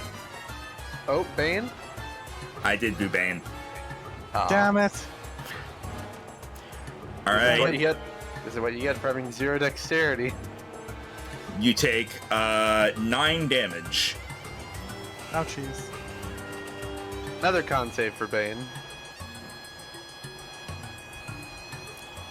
All right. Pretty good. This guy is. He's gonna go. Because you didn't end the close enough. No temporary hit points for you. He is going to.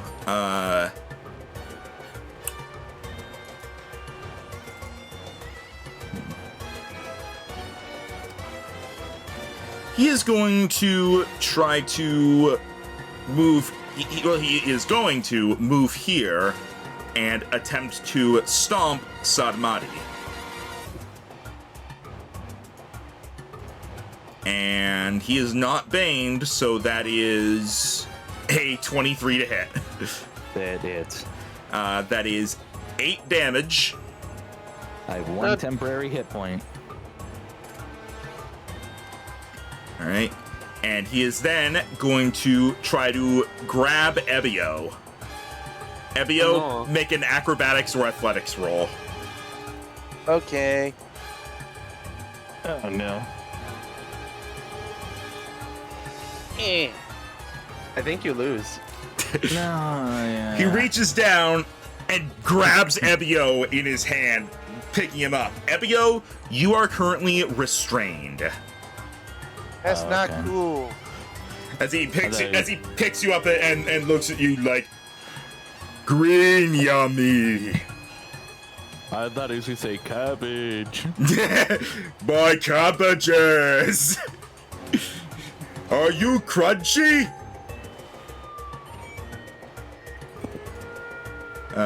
Red. So Ebio, you are currently restrained and being held by the Hinox. This Hinox is going to try to throw another rock at Setzel. Or actually, no. Well. No, yeah, he actually can't get within range to stomp any. Well, he can. He can theoretically stomp Ebio, but Ebio's technically being held, so no, I'm going to say no. So instead of stomp, he's just going to throw a rock at Setzel. Ebio swings his hammer at him to make him have disadvantage. You are currently technically like. Restraint doesn't prevent me from doing that. No, but technically in terms of space, you're like here. Because Wait, where? On his, because he's literally holding you. He didn't just trap you on the ground. He's holding you. He picked you up. So you are not within range to prevent to give that, though he is still baned. And so that becomes a 13 to hit. I think that misses Setzel.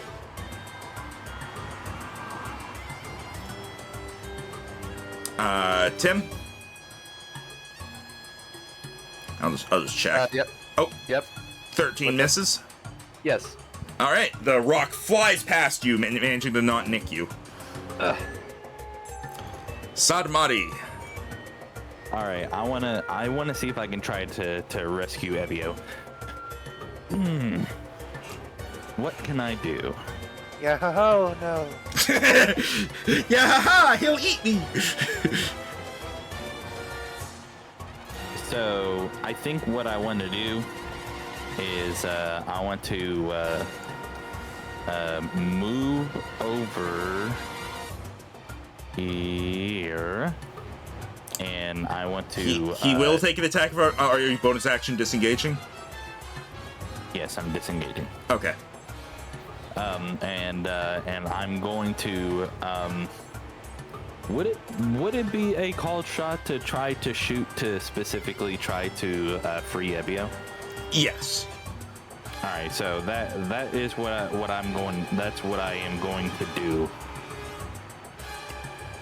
All right. I just How? hope I don't. What exactly are you aiming to do? So I guess what I'm going to try to do is maybe try to hit take out my short bow and try to hit him on the hand so that he'll let go of Evio. All right. Come on, please. Nope. 14, That no. will not do it. That would hit normally, but it does not hit the cold shot. You hit the hand, but you bounce off. You just hit where one of the bones are, and he doesn't react. Okay, how do I have an upgraded short bow, but I've not been able to do anything with it? Bad luck. Ebio, you are restrained, so your attacks have disadvantage. 6 temporary hit points to Sandy, if that is less than what she already had. Or sorry, if that is more. Sadmati, where did you get Sandy? I mean, if you just remove half the layers, it does start sounding like Sandy. He's not even from the desert either. Did you already have temporary hit points? Yeah, I had like I think he one had temporary one, hit but these point. would be better. Okay, well good. Now you have 6. 6, okay. All Unless right. you really want to keep that one instead. No. All right. So what are you doing, Ebio? That's an excellent question. Well, I know. being restrained doesn't affect your cantrips at least. True. Yeah. It means it basically means you can't move. You have disadvantage on dex saves, and attack rolls against you have advantage. Yours have disadvantage. Bonus, which is not affected. So one's just going to go to red.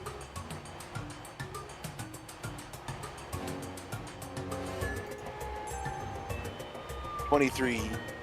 All right, that hits. 9 more irritating leaf prong damage. The leaf slices across him, and he lets out a "Grrr!" as he falls to his knees and poofs away. Ah, we finally got one. Yay! I did a thing. And now I do another thing. Alright, let's see. What do? He is no longer Blue Hinox, he's just Hinox. Brother! No! Wait! Yummy's all mine now! Yay! Evio looks to the camera. Like he's in the office? God. Ebio looks to the camera because he imagines just the Deku Tree watching. You hear from the Deku Tree, well, that was a twist. Damn it, he cut out.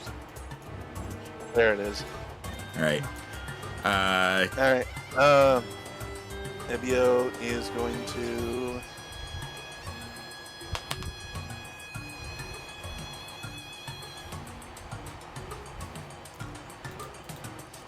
You know what?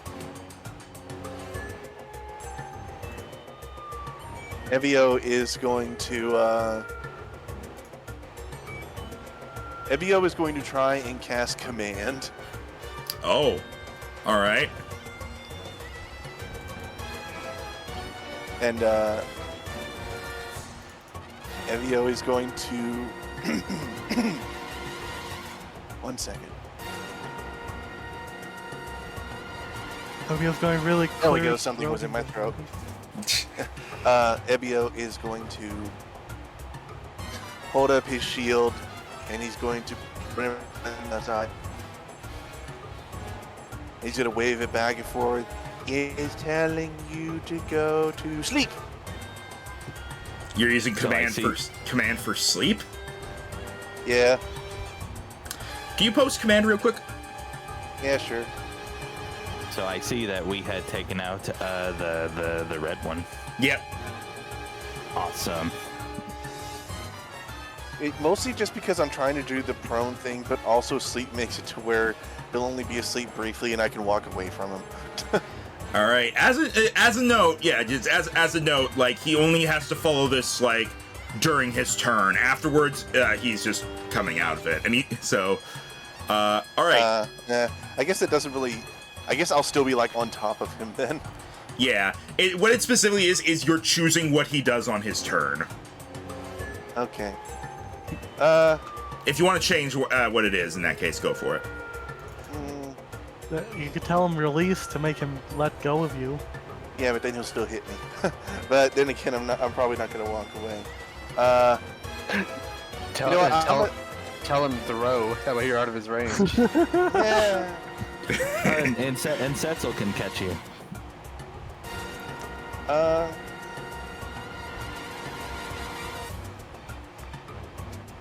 Yeah, you can like command him to throw at Setzel, and then Setzel will He catch can only do you. one word. It has to be a one-word command. You know what, I'm just gonna do drop. All right. I will roll. And when his turn comes around, we'll see if he succeeded or not. Or you'll learn if he succeeded or not. Until then, Setzel! Alright, I'm gonna use a bonus action to mark this one now, and then I'm gonna fire at him. All right. Come on.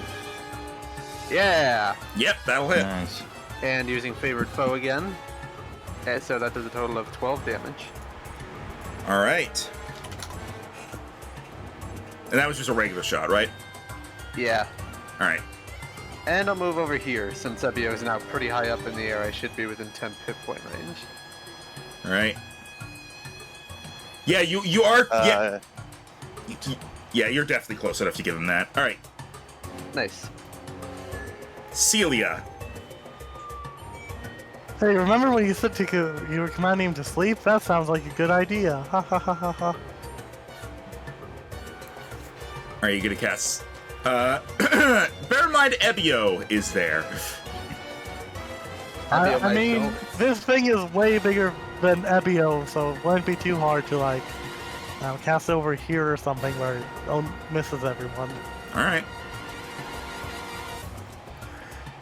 Oh, I thought you were saying Ebio is there. When he drops him, it might fall on top of him. Oh, that's not a very good roll. It fails. Oh no. That was not the amount of hit points he has. It was less than. Damn. All right. All I right. guess that's my turn. Hinox, as Ebio commands, drop! Hinox looks at Ebio. Drop? Yes. Drop in mouth. No. Drop in boiling water in pot. No. Drop in spices and herbs. I feel like you're not getting the gist here. He did pass. I'm sorry. Oh, that's fine. Sometimes you feel like you can do a spell to have a little more fun with it, and just instead of just doing your damaging cantrip. Yeah. Drop. Yeah, most of our spells that do nothing sometimes. That's fine. I'm probably still fine. Drop on Flying Man! As he is going to rear back and instead of a rock, throw Ebio at Setzel! I feel like this is Tim's fault. No? This is just something he can do with the grab, is that he can basically substitute a rock for the person he is holding. Understandable. Have a nice day. And that is a 20 to hit. God damn it. So you take 5 bludgeoning damage. Ebio, you also take 5 bludgeoning damage. Well, at least I And- didn't break my temp HP. Because Setzel's flying... Choppy for anyone else, by the way? Huh? Was he choppy for anyone else when he was saying that? No. Not that time, no. Huh, weird. Might be my end then. My internet's being a bit odd, so it could be either one. Setzel, I'll say make a dexterity saving throw. You could potentially catch Ebio to save him from falling damage, if you want to. Nope. Heavy. All right, you're able to grab him so he doesn't go all the way. I'll say at this point you can let go of him, Ebio. You're able to like just kind of use your leaf. You're able to drop down safely now that you're not being thrown. Wee. So Ebio, you are now on the ground. You took the bludgeoning damage, and you would have been. Yeah, you also took 5 bludgeoning damage because you were thrown into Setzel. Okay. You would have taken falling damage as well, but Setzel caught you. So you actually avoided falling damage and being knocked prone. So. Hooray. And then. Hooray.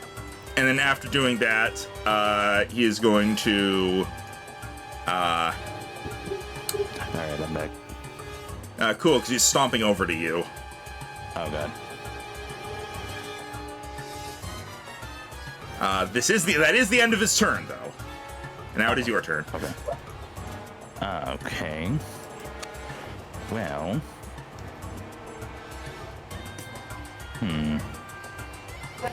Well, I don't want to disengage again.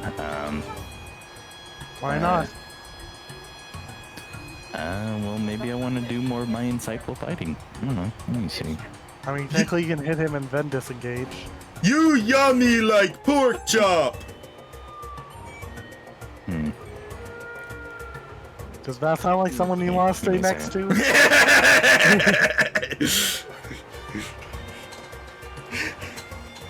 I'm having so much fun with the Hinoxes. I can tell. This is because I played frickin' A Link Between Worlds, and there is one Hinox in that game that you can actually talk to, and like, he is sentient, but he's also an idiot, and like, that just made me think, I'm just gonna do that for this now. Fair. I haven't seen them talk, so this is Like, creeping me out. I think that's literally the only time is that one point in A Link Between Worlds.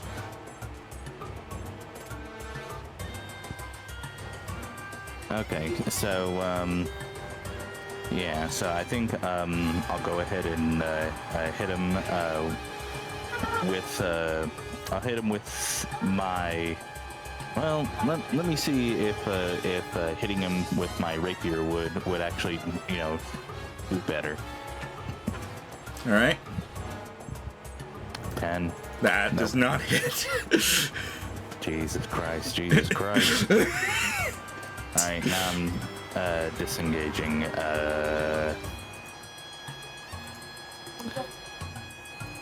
Let me Let me take out this ruler. Turn on the light. I'll disengage right here. All right. Ebio, you are no longer restrained, so let me take that off. Am I prone? No, because Setzel caught you. All right. Bonus action leaf.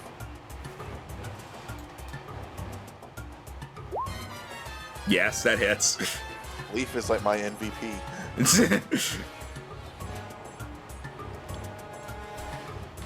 Leaf, I spoke too soon. All right.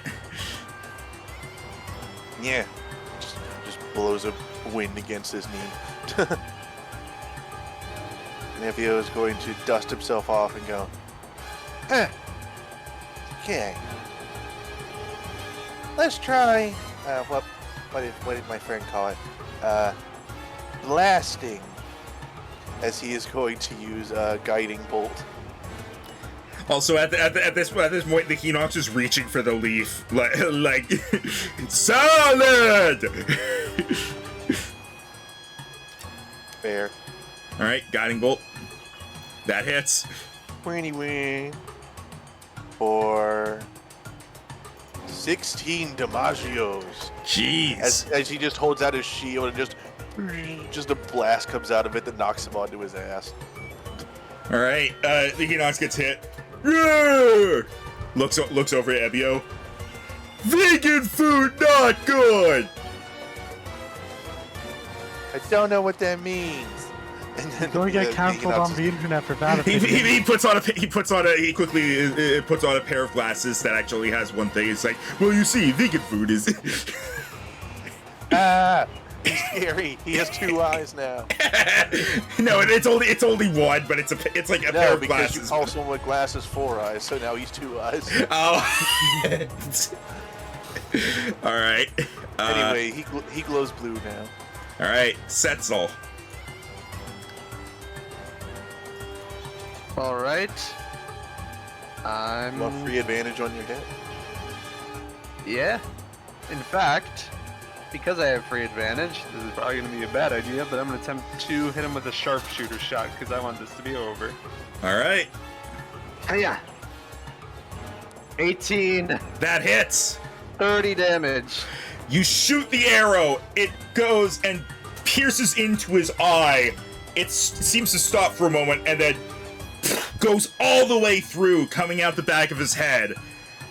As he like sways on the spot before falling over and going, "Yummy's mean." Evio calls out after he poofs and is gone completely. You're mean. Indeed. By the way, you did 30 damage when he had 6 health left.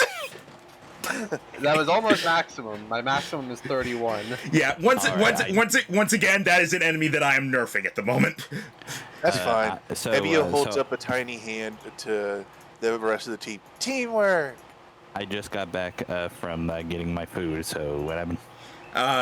He won.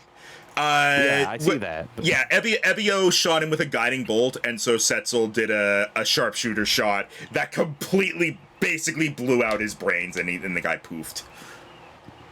Teamwork! Well, I do at least have an in-universe explanation as to why Sadmati did so bad.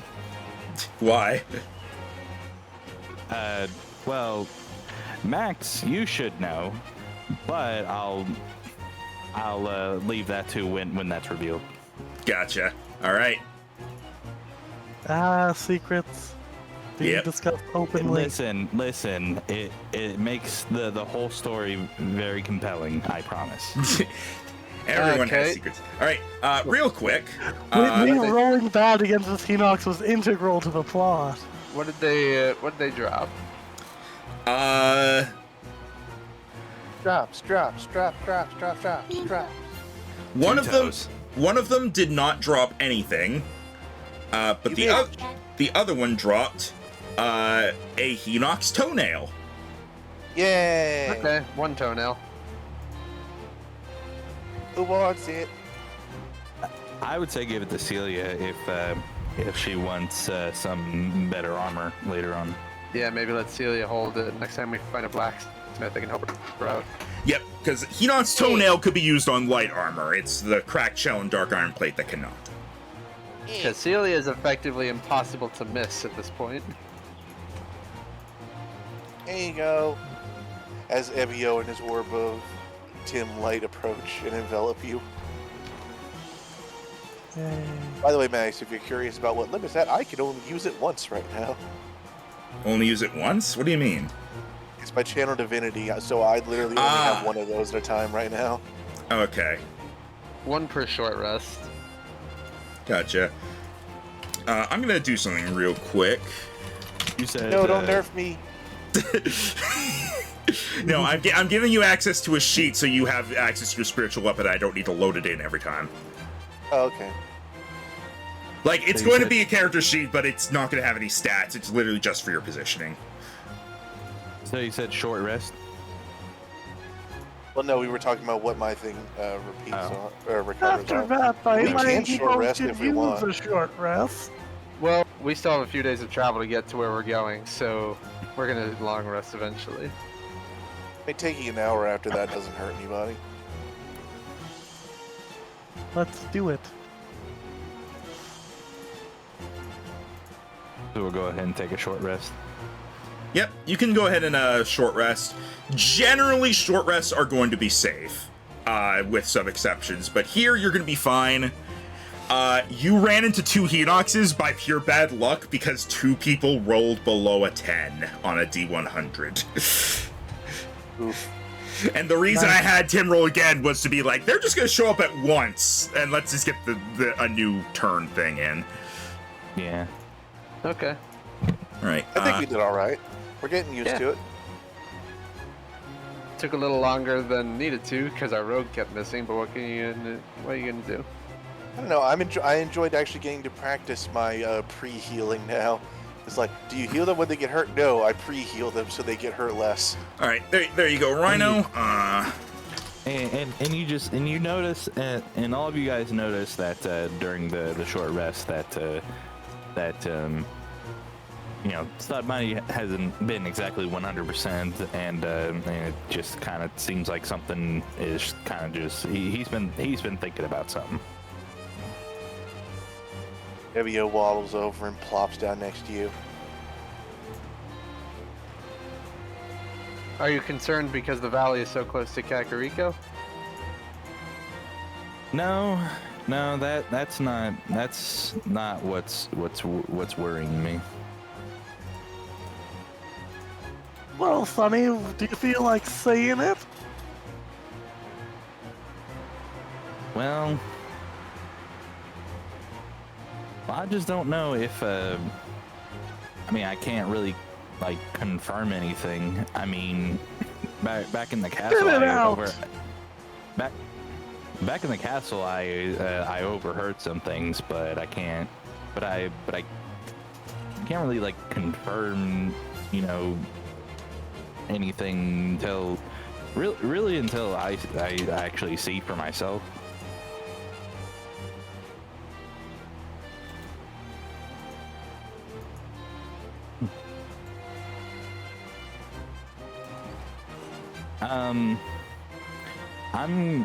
Let's see here. I'm going to I myself am gonna roll for persuasion to see if I basically just convince you of my words. That's up to them. That's up to them if they believe you or not. What did he say? Basically, what I was saying was basically the reason that I've been off that whole entire battle was because I've just been having something. I've just been thinking about something, but not necessarily thinking about the battle. and Oh. and it's related to what I had overheard back in the castle. You're distracted. Don't run into things. Yeah, you could say, you can say that. You can say I'm probably distracted. But we're out here. Yeah, yeah. We are out here. So, if it distracts you and it's gonna get you hurt, then don't think about it. Well, it's easier said than done, little one. Evio rolls away. Evio's like, I know all about not thinking of things. Wee! What is Evio's intelligence score? I gotta know. 12, actually. Oh. That makes him smart for a Korok. I mean, that's higher than guess- Celia's. I guess you kind of have to be. Evio will be getting smarter as time goes on, but he's still smarter than a normal Korok right now. Yeah. He has to get experience, though, to actually apply the intelligence. Right. All right. So yeah, go ahead and short rest. I already did. All right, and then you're able to He flops down in a random pile of things from his backpack. You're able to continue on, and then that day goes on without anything else happening. You reach the end of the day, and you long rest. So go ahead and long rest yourselves. I want more chew jelly. I will say, if at any point you want to, you can specifically try to hunt particular monsters. This is literally just him wanting it because chew jelly is entertaining. That's fair. I'm just bringing it up because you made me think of making sure you knew that. It's like a gooey slinky. That's a sentence. Actually, Max, I guess this would also count towards the, the in-universe stuff that's happening with Sod. During one night where everyone's sleeping, I want Submati to specifically go out and hunt for keys. All right. So you're while are you doing this while you're on watch, basically? Yeah, essentially, yeah. All right. First, roll me a base d20. Oh.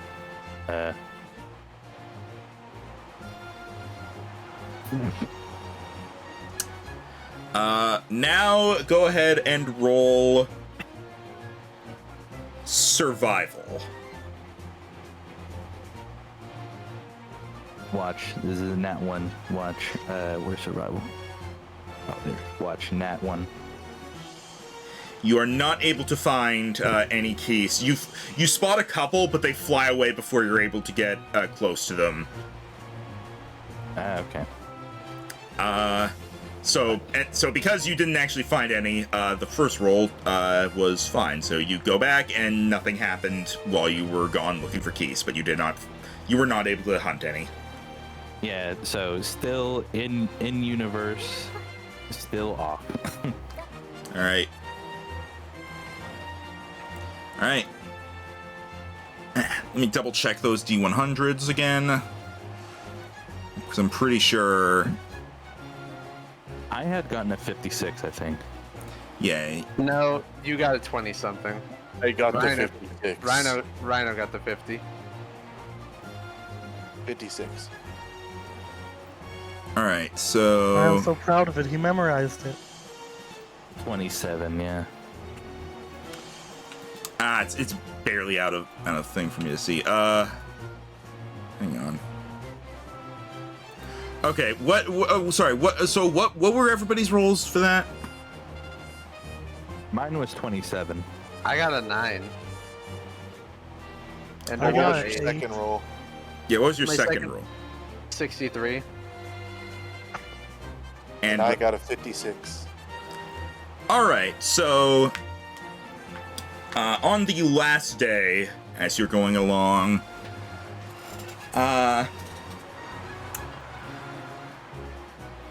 Yeah, as you're going along, I'm going to grab the music for this encounter.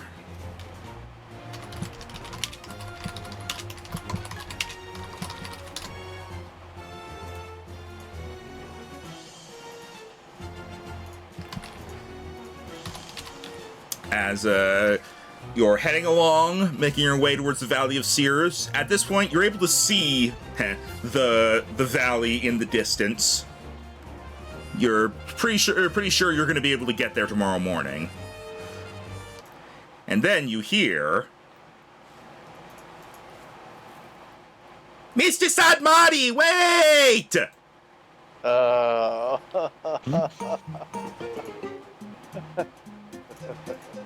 Yes, that's me. As you turn, you see a middle-aged man wearing white shorts, a white top, and a very tall red postman's cap, jogging your way. Oh, hey, Mr. Postman. Greetings, Mrs. Sadmati. I have come to deliver a letter. Later. Rhino's getting so many flashbacks. Yes. Twilight Princess, yeah. As he reaches in and he takes out a letter and holds it out to you, Sadmati. Da, da, da, da, da.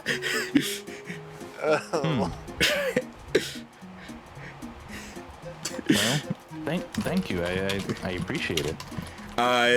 And also, looking at it, Can I tell who it's from? yes, actually. It is from, you know what, I'm going to message you, and then you can, so that, because this is your letter, you can decide whether or not you're telling people about this. This is your letter. This is your letter. This is your letter. I wonder who it's from. You know who it's from.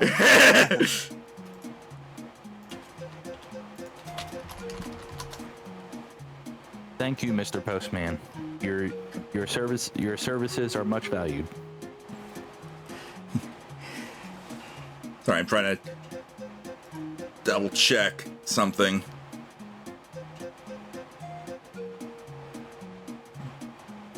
I was actually discussing with another friend just yesterday whether they would have had a postal system in Breath of the Wild. I mean, our thoughts were they don't seem to on the time of the game, but they probably would have at least had a basic one before everything went to shit. Also, for his troubles, I want to tip him. I want to tip him 5 rupees. Oh. Thank you very much, Mr. Sadmati. Well, that is my delivery. Onward to Vale! And he turns around and starts jogging away.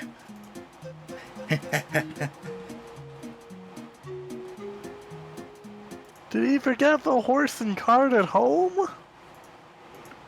No, that's what the postal service usually does. There are a few different postal services depending on the area here. I would say you guys probably know, like, a lot of times they will hire Rito as a postman for obvious reasons, but for more local ones or more important ones, they will have people who travel on foot. Generally, deliveries made within the Faron region are by Hylians and Sheikah and such. Elden Desert generally will be Hylians or Rito, and then Linnea Range is pretty much always Rito. Right. Also, so I want to go ahead and open the letter and read it. You can read it out loud if you wanted, Max. All right. As you read it, it says, Dear Sadmati, my apologies for not being at the castle when I heard that you had arrived.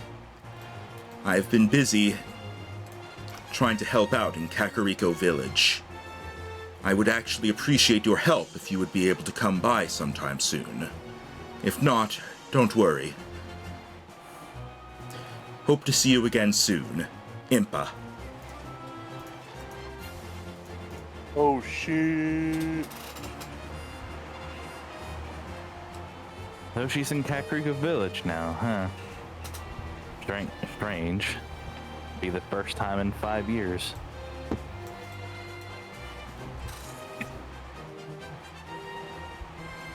Is it good news?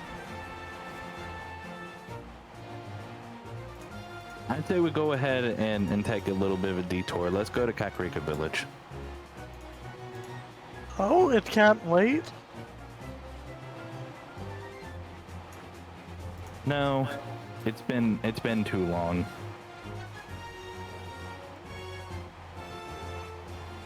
All right. Well, I'm in no hurry. If you change course, you will arrive in Kakariko Village tomorrow morning. So the time you would have gotten to the Valley of Seers, you'll get to the village instead. Well, I guess one detour day won't hurt. But as we've discovered, we're not in a particular rush to take care of what happens in the Valley of Seers. So Yeah, Zelda probably would have said that, like, while this isn't something like that can wait years, it's also not urgent. yeah, it's like I guess to kind of put it apt, when it comes to our friend group, it's like the season 7 finale of MLP, if I'm thinking correctly. I didn't watch that, so I don't know. What are you talking about? And Anyways. it went over everyone's head. Move on. Anyways, but yeah, like it's not urgent, but it also can't wait years. Like it's sort of like try to get to it within the month, sort of thing. what's another couple days, that sort of thing. Yeah, like that. Yeah. This reminds me of this one thing I saw where it's like from Breath of the Wild. It's a comic of Link like going around looking for Koroks, and then like the old man goes from the start. It's like, Link, over at the castle, and then Link's just like, Ganon has been held for 100 years. Fucker can wait a few days. Yeah, exactly.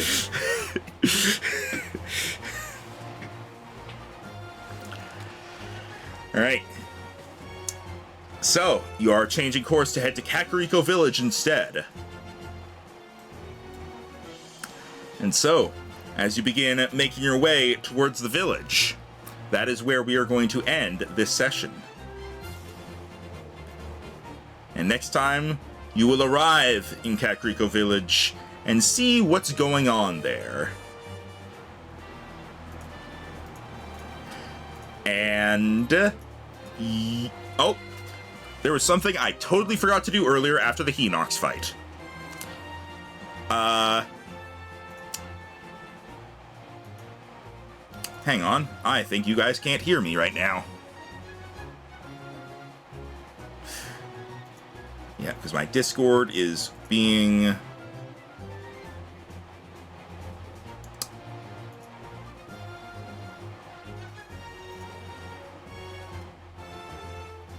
Come on, what? Okay, hang on. Let me get this fixed. Okay, sorry about all that. My Discord ping just suddenly crashed. All right. Uh-oh. This is the end of the session. As you are heading towards Kakariko Village now. Though there is one thing I forgot to do after the Hinoxes. I think it is. As when the Hinoxes die, one of them had strapped to his back had a treasure chest. Oh shit. Oh, that's a big deal. I am not going near that thing because I do not want to roll another d20. I'll open it. All right, roll a d20.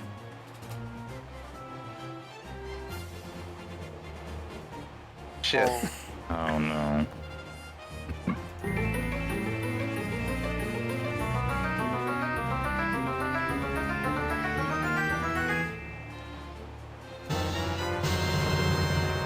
You got 50 rupees. Wait. And that's it. That's 12 each with 2 left over. Yeah.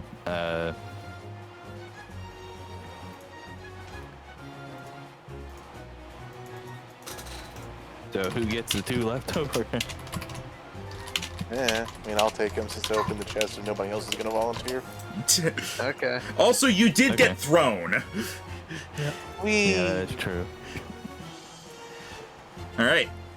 So yeah, like I said, just general fights. The enemies are going to drop they're either going to drop chests or there will be chests nearby, so you get some amount of treasure from them without needing to be like you pick their pockets or whatever. Cool. All right. Everyone just carries their stuff in a treasure chest in this world. That's how I'm doing it. All right. So next time we will see what's going on in Kakariko Village. And we'll head possibly from there towards the Valley of Seers, and who knows what else might happen. So, thank you for joining, and see you next time. Bye. Bye.